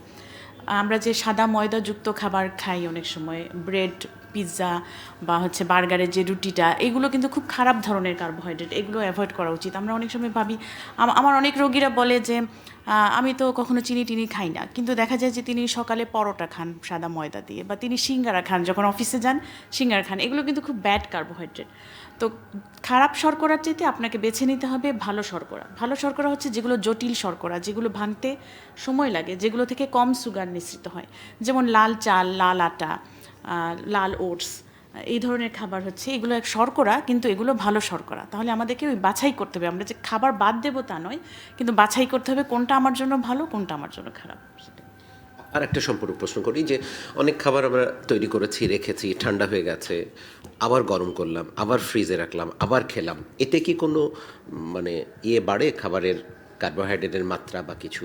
যে কোনো ধরনের প্রক্রিয়াজাত খাবার খারাপ। প্রক্রিয়াজাত খাবার মানে যেগুলো ফ্রোজেন থাকে, যেগুলো প্রিজার্ভ করে রাখা হয়, যেগুলোতে নানা রকম প্রিজারভেটিভ ব্যবহার করা হয়, যেগুলোতে আমরা এখন অনেক বেশি অভ্যস্ত হয়ে পড়েছি। রেডি ফুড মানে রেডি থাকে, ফ্রিজ থেকে বের করে আমি ভেজে খাই। অথবা হচ্ছে আপনি যখন ফাস্টফুডের দোকানে যান, ওদের কিন্তু সেই চিকেনটা, সেই বার্গার পেটিটা অনেক আগে বানানো থাকে, ওরা সাথে সাথে আপনাকে সার্ভ করে, ওই সময় কিন্তু বানায় না। মানে আমরা রেডি ফুডে অনেক অভ্যস্ত হয়ে গেছি দেখে কিন্তু আমাদের এই মেদ বাড়ছে, আমাদের ডায়াবেটিস, হৃদরোগের ঝুঁকি বাড়ছে। তাহলে যে কোনো ধরনের প্রিজার্ভড এবং প্রক্রিয়াজাত খাবার থেকে একটু দূরে থাকতে হবে, এবং যত বেশি আমরা ফ্রেশ খাবার খেতে পারি, তাজা শাকসবজি, তাজা ফলমূল, ততই আমরা ভালো থাকবো। জি, ধন্যবাদ ডক্টর তানজিনা। এবং ডক্টর নজরুলের কাছে আমি জানতে চাই, আমাদের ধরেন সাম্প্রতিক সময়ে এটা একটু অফ দ্য রেকর্ড হলেই ভালো হয়, যে আমাদের এখন সবচেয়ে প্রিয় খাবার হচ্ছে নাপা, প্যারাসিটামল। তো এইটার আসলে কোনো প্রতিক্রিয়া ডায়াবেটিস রোগীদের জন্য হয় কি না, ডক্টর নজরুল ইসলাম? হ্যাঁ, ধন্যবাদ। নাপা আমরা খুব ফেস করি, সেটা হলো যে আমরা যখন বলি যারা কিডনি রোগে আক্রান্ত যে আপনারা ব্যথানাশক ঔষধ খাবেন না, যেটার কারণে কিডনির ক্ষতিটা আরও বেশি হতে পারে, অনেকেই জিজ্ঞাসা করে যে আমি তো নাপাও খেতে পারবো না। আমরা আসলে নাপা বা প্যারাসিটামলকে আমরা এগ্রি করি, কিন্তু পাশাপাশি এই ডায়াবেটিসের আর একটা অনেকেই উল্লেখ করেছেন যে ফ্যাটি লিভার বা যদি থাকে, সেক্ষেত্রে এই প্যারাসিটামলের রেস্ট্রিকশন থাকবে। But in case of kidney disease যদি হয়, আমরা সেক্ষেত্রে এইটা নিষেধ করি না। সেক্ষেত্রে প্যারাসিটামল মূলত আসলে হাইপোথ্যালামাসের উপর কাজ করে টেম্পারেচার কমায়, এটা আসলে ব্যথার ঔষধ না, জ্বরের ঔষধ, সে খেতে পারে। কিন্তু স্যাররা যদি ফ্যাটি লিভার হয় বা কিছু, সেক্ষেত্রে আমাদের রেস্ট্রিকশন দিয়ে থাকে। আদারওয়াইজ আমরা কিন্তু প্যারাসিটামলের ব্যাপারে কিডনি রোগীদের রেস্ট্রিকশন দেই না। যার ডায়াবেটিস আছে সে আসলে আরও কি ধরনের সাবধানতা নিতে পারে, যিনি হার্টের রোগীও বটে? প্রেশারের ক্ষেত্রে এখন ডায়াবেটিক রোগীদের, যারা ডায়াবেটিস আছে তাদের ক্ষেত্রে প্রেশার এখন 130 আর 80 নিচে রাখতে হবে। এটা হচ্ছে লেটেস্ট যে রেকমেন্ডেশন। যাদের কম আছে, যেমন আমার হচ্ছে 110, 170, এটা বছরের পর বছর ধরে। আপনার তো কোনো মানে অ্যান্টি হাইপারটেনসিভ ওষুধ লাগবে না। হ্যাঁ, কিন্তু এর ক্ষেত্রে আপনার যে যদি হার্ট মানে যাদের ডায়াবেটিস আছে তারা তো হৃদরোগের ঝুঁকিতে থাকে, তাদের ক্ষেত্রে লিপিডের যে ম্যানেজমেন্টটা, এটা আসলে যে হচ্ছে যে এখন বলা হচ্ছে যাদের ডায়াবেটিস আছে কিন্তু কোনো রিস্ক ফ্যাক্টর নাই, যেমন আমাদের হাইপারটেনশন আর আদার রিস্ক ফ্যাক্টর নাই, তাদের ক্ষেত্রে বলছে স্ট্যাটিন দিতে। স্ট্যাটিন এখন দিতে হবে যে মানে কোলেস্ট্রল লোয়ারিং ড্রাগ, এবং এটা না লিপিড রাখতে এলডিএল স্পেশালি জোর দেওয়া হয়েছে, এলডিএল রাখতে হবে 70-এর নিচে। এটা যদি স্ট্যাটিনস দিয়ে না হয় প্রথম ড্রাগ, তারপরে আরও নতুন যে সমস্ত PSK9 ইনহিবিটার্স আছে ওগুলি দিয়ে এটাকে কন্ট্রোল করতে বলেছে। আর যদি হার্ট ডিজিজ থাকে তাহলে কিন্তু আরও কম, তার এলডিএল আপনার যেহেতু বললেন যে 100-র উপরে, এটা আগে বলতো 100-র নিচে রাখতে, এখন বলে 55-র নিচে। মাত্রা 150, সেটা আমার হচ্ছে 140, মানে তার নিচে আমি সেটা বলেছি, যে মাত্রায় টেস্ট। সেটা না, যদি কারো ডায়াবেটিস থাকে 100-র নিচে রাখতে হবে তাকে, না 70-এর নিচে লেটেস্ট রেকমেন্ডেশন। আর যদি তার হার্ট ডিজিজ হয়ে যায় কোনো রুগীর, তাহলে তার 55-র নিচে রাখতে হবে, অথবা বেসলাইন থেকে 50%-এর নিচে। এলডিএল কমাতে খাদ্যাভ্যাসের কি ভূমিকা রাখতে হবে?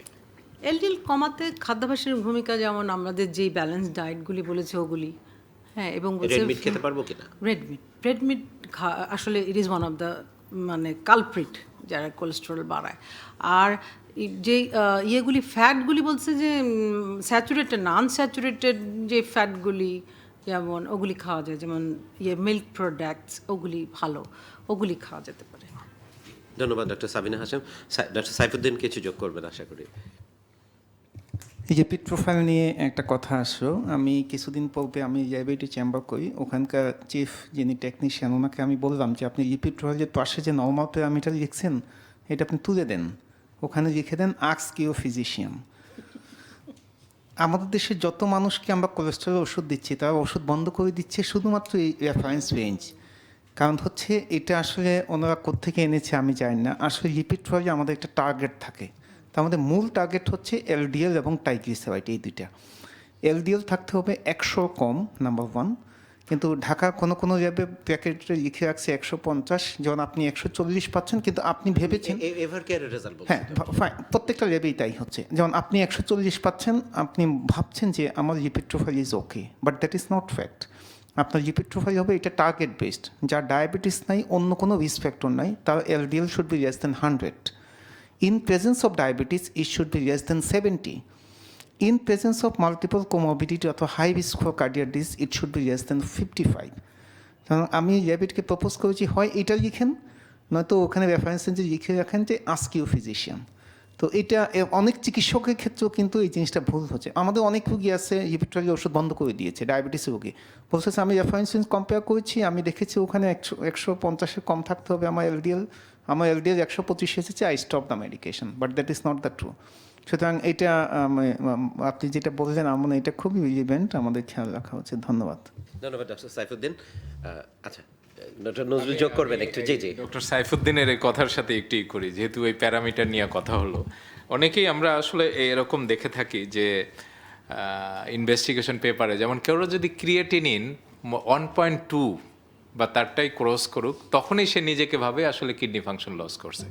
কিন্তু এছাড়াও যে কিডনি ফাংশন লস করতে পারে, কারণ আপনি দেখেন আমরা যারা বয়স্ক 40 ইয়ার্সের পরে বলা হয় 1% কিডনি ফাংশন লস করবে স্পন্টেনিয়াসলি, 60 ইয়ার্সের পরে বলা হয় 1.5% লস করবে। তার কিছুই নেই, ডায়াবেটিস, ব্লাড প্রেশার, কোনো কোমরবিডিটিস নেই। ঠিক সেরকমই অনেকেই ভাবে 1.2 আছে, এর মধ্যে আছে ক্রিয়েটিনিন, সে ভালোভাবে, আসলে কিন্তু তা নয়। 80 ইয়ার্সের 1.2 আর 20 ইয়ার্সের 1.2 এর মধ্যে কিডনি ফাংশনের ডিফারেন্স হবে গিয়ে মোর দ্যান 50%। কারণ 80 ইয়ার্স যার 1.2 তার দেখা যাবে কিডনি ফাংশন রিমেইনিং আছে 40%, আর 20 ইয়ার্সে গেলে ওটা দেখা যাবে তার কিডনি ফাংশন আছে 70% ভালো আছে। এই জন্য বললাম যে প্যারামিটার উপর বেস করে আসলে আমরা কখনোই চলতে পারবো না, it should be according to age or status. Thank you. ধন্যবাদ ডক্টর নজরুল ইসলাম। আসলে শিশির মুরুল দাও পরে কিছু প্রশ্ন করলে ভালো। আমরা এবার যাচ্ছি হচ্ছে ডক্টর শাহজাদা সেলিম। সেলিম ভাই কিছু যোগ করবেন কিনা? আমি আগের একটা সূত্র ধরে বলি, আপনার নিজেরটা থেকেই বলি। আমার চেম্বারে আমি কিন্তু জনগণের দাবি হিসেবে আমার কেস স্টাডিটা আপনাকে আমরা বাংলাদেশের মানুষের প্রতিনিধি হিসাবে নিয়েছি। আমার চেম্বারে লেখা 4বার শিশির দায় দেখেছেন মনে হয়, আলু কোনো সবজি নয়, আলু কোনো সবজি নয়, আলু কোনো সবজি। বাংলাদেশের প্রধান সবজি হিসেবে মার্কেট। হ্যাঁ, আমি সেই জন্য গুরুত্ব দিয়ে বলছি। আমি কিন্তু এটা আবিষ্কার করি নাই, ওয়ালমার্টে আমেরিকাতে ওখানে বিশাল বড় বড়, ওদের আলুও বড়, পেঁয়াজও বড়, টমেটোও বড় বড় সাইজের, কিন্তু আলুর জায়গায় লেখা আছে potato is not a vegetable, লেখা আছে। হ্যাঁ, এটা আমরা বাংলাদেশে কিছু আবিষ্কার করি না, কিন্তু আমরা ধার দূর করে চলছি, এখানেও তাই হয়েছে। তো এটার আমি ব্যাখ্যাটা বলছি যে আগের যেটা বললেন তানজিনাও ব্যাখ্যা করার চেষ্টা করেছে যে ভালো কার্বোহাইড্রেট, খারাপ কার্বোহাইড্রেট। তাহলে যেটা আমার উপকার করবে সেটাই ভালো, আর যেটা আমার অপকার করবে সেটাই খারাপ। আর এখানে অপকারের এখন নিয়ন্ত্রক হয়ে দাঁড়িয়েছে রক্তের গ্লুকোজ। তাহলে সেটার হিসাব হলো গ্লাইসেমিক ইন্ডেক্স, খাওয়ার পরে কতটুকু সুগার বাড়বে। তাহলে সেটা যদি আটা, ময়দা হিসাব করি, চাল হিসাব করি, ভাতের হিসাব করলে গড় পড়তায় লাল চালের ভাতের গ্লাইসেমিক ইন্ডেক্স হলো 72, হ্যাঁ, আর সাদা চালেরটা হলো 74, আলুর হলো 78। তাহলে আলুকে যদি আমি মাছের সাথে খাই, অন্য সবজির সাথে খাই, আসলে ওই সবজিকে ভাত দিয়ে খেয়েছি সেটা ভাবতে হবে।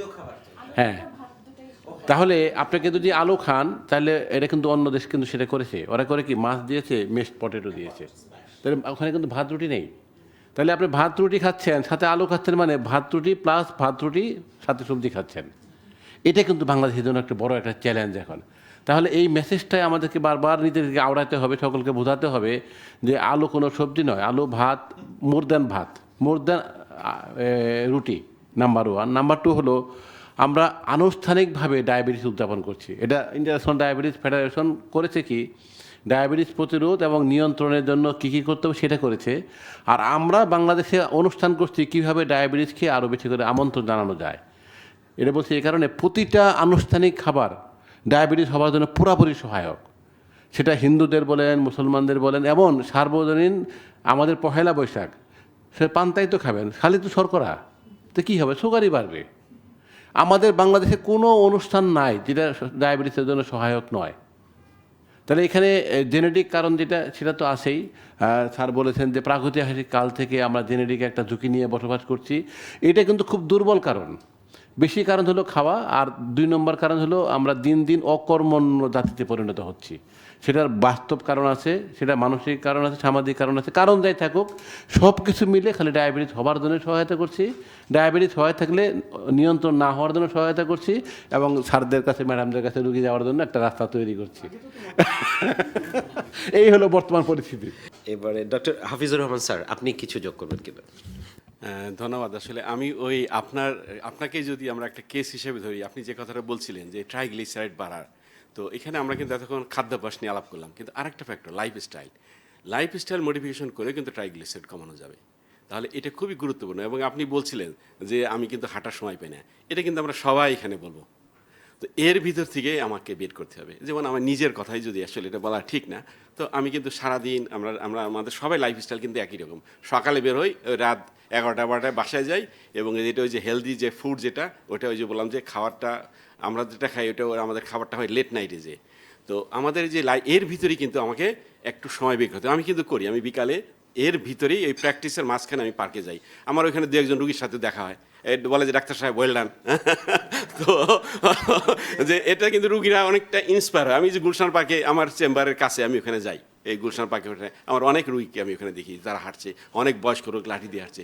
তাহলে এই যে লাইফস্টাইল অর্থাৎ এক্সারসাইজ, এটা খুবই গুরুত্বপূর্ণ। এবং আমরা বলবো যে হাঁটবো কই, হাঁটার জায়গা কই, আসলেই নাই। আমরা যদি বলি সে সারা বাংলাদেশের লোককে, এটা কিন্তু লাইফস্টাইল মডিফিকেশনের প্রথম হলো যে ওয়াকিং, যেটা সিম্পল। বাংলাদেশের এটা লাইফস্টাইল মডিফিকেশন কিন্তু যার ডায়াবেটিস আছে, যার ডায়াবেটিস নাই, যার হার্ট ডিজিজ আছে, যার নাই, সবার জন্য কিন্তু। তাহলে সারা বাংলাদেশের মানুষকে আমরা বলি যদি আপনার লাইফস্টাইল মডিফিকেশন দরকার, আপনি হাঁটেন। তাহলে বলেন যে আমরা যদি সবাই রাস্তায় নেমে যাই, রাস্তার কী হবে? কোনো একটা গাড়ি ঘোড়া চলতে পারবে? এত লোক যদি আমরা রাস্তায় নেই, তাহলে আমাদের কিছুই নাই। তাহলে এইখানে কিন্তু আমাদের দরকার, আমাদের এই স্পেসটা বের করতে হবে, আমাদের হাঁটার জায়গা বের করতে হবে, আমাদের এক্সারসাইজের জায়গা নাই, আমরা হাঁটতে চাইলেও পারছি না, পার্ক আস্তে আস্তে পার্ক শূন্য হয়ে যাচ্ছে। আমাদের অ্যাক্টিভিটিস আমরা যদি দেখি, আমরা ছোটোবেলা, আমি যেমন গ্রামের ছেলে, আমি কিন্তু হেঁটে স্কুলে যেতাম, হেঁটে আসতাম। তারপরে মাঝখানে একটু খেলার সময় ছিল, ওই সময়টা কিন্তু একটু দৌড়ঝাঁপ করতাম। তারপরে বাসায় এসে কতক্ষণে বাসায় আসবো, বিকালবেলা আবার খেলতে যাব। এই জিনিসগুলো কিন্তু হারিয়ে গেছে এখন। তাহলে এই যে আমরা বলছি অল্প বয়সে যে ডায়াবেটিস হচ্ছে, এইগুলো কিন্তু একটা বড় কারণ। ঢাকা শহরে আরও একটা প্রবলেম, আমরা কিন্তু সিকিউরিটির জন্যও কিন্তু আমরা অনেক সময় আর হাঁটি না, বাচ্চাদের হাঁটতে দিচ্ছি না, তাহলে এই জিনিসগুলো কিন্তু আমাদের অ্যাড্রেস করতে হবে। এটা কিন্তু আমাদের এটা একটা সামাজিক আন্দোলন দরকার। এইখানে আমাদের আমি মনে করি যেখানে আপনারা মিডিয়া আছেন এই জিনিসগুলো হাইলাইট করা দরকার, যে কীভাবে আমরা লাইফ স্টাইলের জন্য আরও সময় যেটা কি দিতে পারি, আমরা যেন একটা স্পেস পাই। তাহলে এই আমার তরফ থেকে এইটি সবার প্রতি আবেদন। ধন্যবাদ ডক্টর হাফিজুর রহমান। আর কেউ যোগ করবেন? একটু নিশ্চয়ই, হ্যাঁ, সুযোগ থাকে। তারপরে সেটা হচ্ছে- শিশিরদা হ্যাঁ। প্রশ্নবাণে জর্জরিত না, হলেন এটি সবাই। এটি শুধু একটা জিনিস জানানোর জন্য যে ডায়াবেটিক রেটিনোপ্যাথি স্ক্রিনিং এটা আমাদের দেশে হচ্ছে না তা না, কিন্তু এটাকে আরও সুন্দর করা যায়। আপনাদের মাধ্যমে এটা আমরা একটু জানাতে চাই যে আমাদের কিন্তু চমৎকার স্বাস্থ্য ব্যবস্থার সবচেয়ে ভালো দিক যেটা ছিল সেটা হচ্ছে কমিউনিটি ক্লিনিক। শিশিরদা জানেন, তো এই কমিউনিটি ক্লিনিকগুলোতে যদি একটা কালার ফান্ডাস ফটোগ্রাফি মেশিন রাখা যায়, যে আমি শুধু ছবিটা তুলব, আর্টিফিশিয়াল ইন্টেলিজেন্স আছে এখন, ছবি তুলে সে কিন্তু বলে দিতে পারে যে এই রোগীটার ডায়াবেটিক রেটিনোপ্যাথি আছে কি নাই, থাকলে কোন পর্যায়ে আছে, তার চিকিৎসা লাগবে কি না। যেটা আমি বললাম যে 1500 চক্ষু বিশেষজ্ঞের পক্ষে সম্ভব না সকল রোগীকে স্ক্রিন করা, এবং 100 জন রেটিনা স্পেশালিস্টের পক্ষে সম্ভব না। সো কমিউনিটি ক্লিনিকগুলোতে আমি দাবি করি যে একটা ছবি তোলার মেশিন সরবরাহ করা হোক, যেখানে ডায়াবেটিক রোগীদেরকে বৎসরে অন্তত একবার কি দুবার চোখের ছবি তুলে সেটা একটা সেন্ট্রাল জাতীয় চক্ষু বিজ্ঞান ইনস্টিটিউটে পাঠানো হবে। সেখানে রেটিনা স্পেশালিস্ট দেখে ডিসিশন নেবেন, অথবা আর্টিফিশিয়াল ইন্টেলিজেন্স বলে দেবে যে এই রোগীটার চিকিৎসা লাগবে, তাকে জেলা সদরে পাঠাও। তারিক রাজা ভাই, এখানে দুঃখ করে এটা কিন্তু মোবাইল বেসড পাওয়া যায় এখন। Exactly. অন্য বড় মেশিন লাগে না, কিন্তু মোবাইলে লাগানো যায়। মোবাইলে সফটওয়্যার দিয়ে ওইটাই মোবাইলে দিলে সুবিধা হয় কি, ওটার সাথে এআই এর সাথে আর্টিফিশিয়াল ইজি কানেকশন করে ফেলা যায়। হ্যাঁ, একদম। ধন্যবাদ। ধন্যবাদ তারিক ভাই। এবারে জেন্নাতারা নাসরিন ম্যাডাম। আচ্ছা, আমি এবার একটা আশা জাগানিয়ার কথা বলবো। আমরা সবাই জানলাম ডায়াবেটিসের কত ঝুঁকি আছে, কত জটিলতা রয়েছে, কিন্তু একটা সুন্দর বিষয় আছে। যদি এই ডায়াবেটিসকে আমরা নিয়ন্ত্রণে রাখতে পারি, সেটি প্রেগনেন্সিতে হোক বা প্রেগনেন্সি ছাড়াই হোক, দেখা যায় একটা মানুষ অনেক বছর, 80 বছর, আমার আমি মাকেই দেখেছি, she was suffering from diabetes 40 years, তারপর সে 90 ইয়ার্সে গিয়ে ইন্তেকাল করেছেন। সুতরাং মূল মন্ত্র হচ্ছে ডায়াবেটিসকে ভয় নয়, একদম হেরে যাওয়া নয়, তাকে জয় করতে হবে, তাকে নিয়ন্ত্রণ করতে হবে, তাহলে তার জীবনযাত্রা হবে সুন্দর সুখময়। ধন্যবাদ জেন্নাতারা নাসরিন ম্যাম। এবার হচ্ছে শিশিরদার কাছে ফ্লোর। শিশিরদার কাকে কি প্রশ্ন করতে চান? না, আপনার সময় বেঁচে আছে বলে আপনি আমাকে কথা বলতে দিচ্ছেন, সেটা আমি বুঝতে পারছি। রিপোর্টের একটা হচ্ছে যে করার জন্য বটে, হ্যাঁ। একটা ঘটনা আছে যে বহু মানুষ মেথি খাচ্ছে এবং সজনের পাতা খাচ্ছে প্রচুর। এটা কি বিজ্ঞান না অপবিজ্ঞান? যদি অপবিজ্ঞান হয়ে থাকে তাহলে এর বিরুদ্ধে আপনারা কেন কথা বলছেন না? যদি অপবিজ্ঞান না হয়ে থাকে তাহলে আপনার পক্ষে কেন কথা বলছেন? আপনাকে প্রথম প্রশ্নের দ্বিতীয় অংশটা বলি যে সজনে পাতা নিয়ে আমরা কিন্তু কাজ করছি না তা না, আমরা কিন্তু পাবলিকেশন আছে আমাদেরই, আমি আমার সহ ডাক্তার এম কামরুল হাসান, কোনো উপকার নেই। তা আমাদের কাজ তো এটুকু, সেটা আমরা করছি, এভিডেন্স আছে যে কোনো উপকার নেই। আপনি পেপারটা আমি আজকেই পাঠিয়ে দিতে পারবো, আপনি লেখার আগেই পাবেন। মেথিরও আমি এই যদি প্রিন্সিপালটা আগে বলি, স্যার কাছে পরে শুনবো। সেটা হলো তানজিনা একটা বলেছে, ওটাকে আবারও বলি যে শর্করা ভালো, শর্করা খারাপ, সকল খাবারই তাই এরকম। কিন্তু মানুষ কিন্তু এখন খেতে খেতেই মারা যাবে, কারণ এখন ডায়াবেটিসের পিছনে দেখলেন তো খাওয়াটাই বড় সমস্যা। হৃদরোগের ম্যাডামও তাই বলবে, গাইনির ম্যাডামও তাই বলবে, আগে না খেয়ে খেয়ে মারা যেত, এখন খেতে খেতে মারা যাবে। তাহলে কোন খাবারটা আপনাকে বাঁচাবে সেটা আমাদের জানতে হবে। কিন্তু প্রবলেমটা হলো যারা এগুলো জড়িত, এগুলো বিশাল ব্যবসা আছে, ওগুলোতে আমরা যেতে চাই না। কিন্তু মানুষের যে মনোভাবটাকে কাজে লেগে এই ব্যবসাটা করছে, সেটা হলো এই খাবারগুলোকে ওষুধের বিকল্প হিসেবে মানুষের মনের মধ্যে ঢুকিয়ে দিচ্ছে। তো আমি যে মেসেজটা দিতে যাচ্ছি সেটা হলো খাবার ভালো, খাবার খারাপ, কিন্তু খাবার ওষুধ নয়। এই খাবারগুলোকে আর ওষুধের বিকল্প নিচ্ছে, এবং এমন 2-1টা রোগী পাওয়া যাবে এমন ভয়ানক অবস্থায় সে ইনসুলিন বন্ধ করে খালি মেথি খাচ্ছে, তারপর আইসিইউতে দেওয়ার পরে আমাদের কাছে আসলো। এটা কোনো কথা হলো? কিন্তু এটা হচ্ছে কিন্তু বাংলাদেশে। আরও অনেক এরকম আছে, চিয়া সিড, অমকগুলো তমকগুলো, অমক গাছের শিকড়, অমক গাছের ডাল, অমক গাছের লতা পাতা বীজ, এগুলো নিয়ে কিন্তু $1 মিলিয়ন ব্যবসা হচ্ছে, মানে 2 নম্বরই ব্যবসা হচ্ছে বাংলাদেশে। এখন আমাদের তো সায়েন্টিস্টরা তো এই যুদ্ধে আমরা যাচ্ছি না, আমরা এভিডেন্স প্রদর্শন করছি। তাহলে আমরা কিন্তু একটা পাবলিকেশন আজকে আপনাকে দিচ্ছি, আপনি দেখবেন যে সজনে পাতাতে ডায়াবেটিসে কোনো উপকার নেই। তাহলে প্রপাগান্ডা তৈরি করতে হবে পজিটিভ, এটা নেগেটিভ প্রপাগান্ডা এখানে আছে। আমরা এই ডায়াবেটিস নিয়ে আমরা এন্ডোক্রাইন সোসাইটি, বাকি যারা আমরা যারা ডায়াবেটিস যারা সহযোগী কাজ করছি সবাই কিন্তু মেসেজগুলো দিচ্ছি এটাই যে সুস্বাস্থ্যকর মনোভাব তৈরি করার জন্য জীবনযাপনের, এগুলা কিন্তু অস্বাস্থ্যকর মনোভাব আসলে।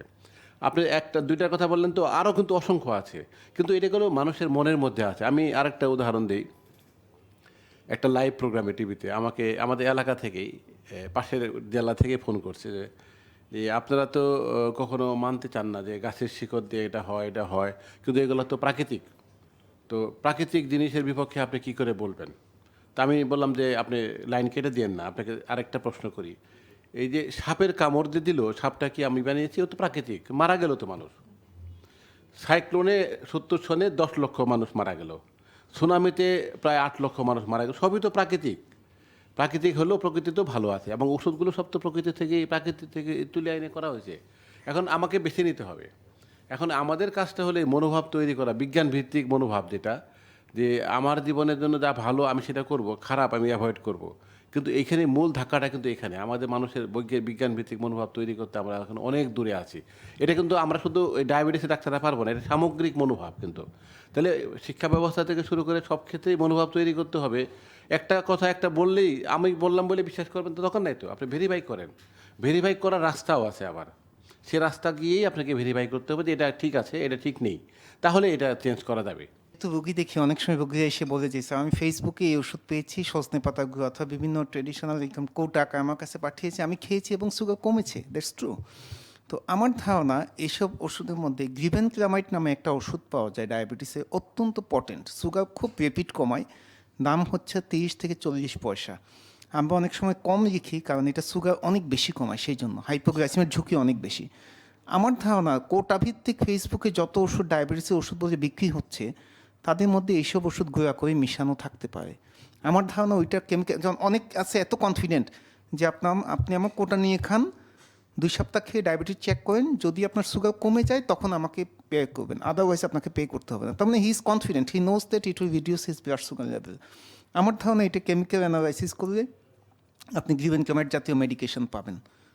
কিন্তু এটা আসলে আমাদের পক্ষে ব্যক্তিগতভাবে করা খুব কঠিন। এটা স্বাস্থ্য অধিদপ্তর বা স্বাস্থ্য মন্ত্রণালয়, আপনি শুনলেন, আপনার সাথে ওনাদের দেখা হবে। আমরাও বলেছি অনেককে যে আপনারা ডায়াবেটিসের যেসব ফেসবুক কেন্দ্রিক যেগুলো মেডিকেশন পাওয়া যায় সেগুলো একটু কেমিক্যাল অ্যানালাইসিস, এটা বাংলাদেশেই সম্ভব, ঢাকা ইউনিভার্সিটি ফার্মাসি ডিপার্টমেন্টেই সম্ভব। এটা করলে আমার ধারণা সেখানে এই ধরনের কিছু মেডিকেশন পাবেন। সে একটা কৌটার মধ্যে 50টা ট্যাবলেট গুঁড়া করে দিল, তার খরচ হলো 25 টাকা, কিন্তু সেটা সে বিক্রি করছে 1500 থেকে 2000 টাকা, এবং কোনো কৌটাই কিন্তু 2000 টাকার নিচে না যেগুলো বিক্রি হচ্ছে ফেসবুক কেন্দ্রিক। ধন্যবাদ। আমি বললাম এই কারণে যে আমি একজন ঢাকা বিশ্ববিদ্যালয়ের ফার্মেসির একজন শিক্ষককে জিজ্ঞেস করলাম আপনি কেমন আছেন ইত্যাদি ইত্যাদি। তারপরে বললাম যে আপনার ডায়াবেটিসের কী অবস্থা, বলে যে সবাই জিজ্ঞেস করে। তো উনি বললেন যে আচ্ছা আমি একটু ভালো আছি, আমি মেথি খাচ্ছি। এটা শুনে না আমি চমকে গেলাম। আমার দ্বিতীয় প্রশ্ন হচ্ছে এই যে রাস্তাঘাটে যে ডায়াবেটিস মাপার যে যন্ত্রগুলো আছে, বিশেষ করে যদি আপনি সরোড দিতে যান দেখবেন যে প্রত্যেকটা গেটের কাছে 3-4 জন করে বসে আছে। একবার ঢাকা মেট্রোপলিটন পুলিশ থেকে আমাকে ডেকে নিয়ে গেল যে আমাদের একটু জরুরি কাজে আপনাকে আমাদের অফিসে একটু আসতে হবে। আমি কিছু তো বুঝতে পারলাম না যে আমাকে কেন ডাকছে। তো বললো যে না আছে, এটা একটা চিকিৎসা সংক্রান্ত বিষয়, আপনাকে একটু আমাদের অফিসে আসতে হবে। তো মোটামুটি আমি অনেক ছুতোমুতো দেখলাম যে আমার কোনো সময় না করলাম যে আমাদের জরুরি দরকার, আপনার সাহায্যটা খুবই দরকার।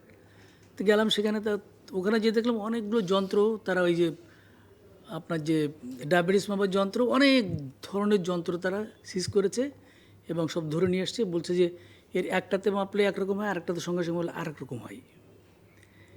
এই যে মানুষজন যে এই যে অসংখ্য যন্ত্রের ভিতর পড়ে গেল, আপনার ইয়েতে ঢুকবেন সরদিতে, ওই আপনি এই রমনাতে ঢুকবেন, প্রত্যেকটা গেটে আসলে যন্ত্র নিয়ে বসে থাকে এবং শাহবাগও প্রচুর জায়গাতে আছে।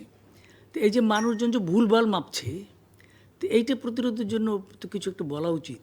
মানে অনেক যন্ত্র একই সময় মাপলে 2 যন্ত্রের 2 রকম রেজাল্ট আছে, মানুষ কোনটাকে বিশ্বাস করবে, বা মানুষ হয়তো ঠকছেও বটে। কিছু তো একটা করা উচিত। ধন্যবাদ শিশিরদা এই প্রশ্নটা তোলার জন্য। এটা নিয়ে আমি খুব চিন্তিত, এই বিষয়টা নিয়ে যে ব্লাড সুগার মাপার যে গ্লুকোমিটারগুলি আছে, স্ট্যান্ডার্ড হলো যে আইসো স্ট্যান্ডার্ড। আইসো স্ট্যান্ডার্ড হলো যে আপনি 1000 বার যদি আপনি চেক করেন ব্লাড সুগার মেশিনে, এইটাই রিপ্রেজেন্ট করবে আপনার লিভারতে ব্লাড সুগার করবে, তার সাথে টালি করতে হবে, হয়তো 0.5 মিলিমোল বেশ কম হবে। এটা হলে আইসো স্ট্যান্ডার্ড বলা হয়। বাংলাদেশের আইসো স্ট্যান্ডার্ড মেশিন খুবই কম। যা আসছে তাইওয়ান বা চায়না মেশিনগুলি আসছে, এগুলি কোনোটাই আইসো স্ট্যান্ডার্ড দেখা হয় না। আসছে, বাধা দিচ্ছে, এমনকি আমার মনে হয় ড্রাগ অ্যাডমিনিস্ট্রেশনের কাছ থেকে ওগুলি পারমিশন নেওয়া হয় না। চোরাইপথেভাবে যেভাবে আসছে বাজার বিক্রি করছে, এবং যখন তার মার্কেটে যায়, দোকানের কাছে বিক্রি করতে যায়, তারা নিয়ারলি আপনার 50% তারা কম রেটে দিচ্ছে যারা আইসো স্ট্যান্ডার্ড মেশিন থেকে।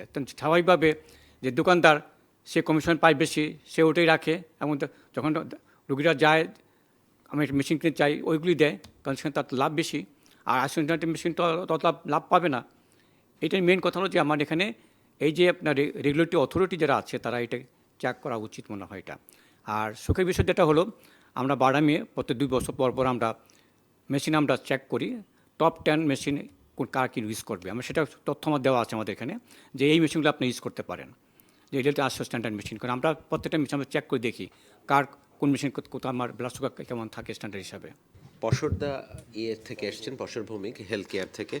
আপনি কি 2-4 লাইন যোগ করতে চান? এই যে মেশিন যে টেস্টের ব্যাপার হচ্ছে, আপনি যদি এটা টেনে নেন একটু। ধন্যবাদ। আমরা হচ্ছে হেলথ কেয়ার ফার্মাসিউটিক্যালসের প্রতিনিধি হিসেবে এসেছি। আমরা বেসিক্যালি G1 অ্যাডভান্স একটা গ্লুকোমিটার, আমরা এই সেলফ মনিটরিং ডিভাইসটা নিয়ে কাজ করছি। তো যদি এই প্রসঙ্গে প্রশ্নটা এসছে, আমরা কিছু কথা এখানে অ্যাড করতে চাই যে রাস্তাতে বা পার্কের সাইডে যে গ্লুকোমিটারগুলো দিয়ে সাধারণত মানুষজন টেস্ট করে, যারা সকালবেলা হাঁটতে বেরোচ্ছেন, এখানে সবাই 30 টাকা 40 টাকা পে করে এই টেস্টটা করছেন। তো সেখানে যারা কাজগুলো করছেন, যারা এই মেশিনগুলো বসছেন, তারা চাই ম্যাক্সিমাম প্রফিটটা সেখান থেকে পাওয়ার জন্য। দ্যাট মিনস সবচেয়ে কম দামে যে স্টেপসগুলো পাওয়া যায়, বা আপনি মিডফোর্ড গেলে, বিএমএতে গেলে এক্সপায়ার্ড স্টেপসও কিনতে পাওয়া যায়, সেখান থেকে তারা এটাকে এক্সপায়ারি ডেটটা রিলেবেলিং করে কিন্তু তারা এই স্টেপসগুলো ইউজ করার সুযোগ থাকে। তো বাংলাদেশে কিছু কোম্পানি আছে যারা এফডি অ্যাপ্রুভড বা আইএসও সার্টিফাইড গ্লুকোমিটারগুলো নিয়ে কাজ করছে, যেমন আমরা তার মধ্যে একজন স্কার ফার্মাসিউটিক্যালস কাজ করছে, রেডিয়েন্ট কাজ করছে।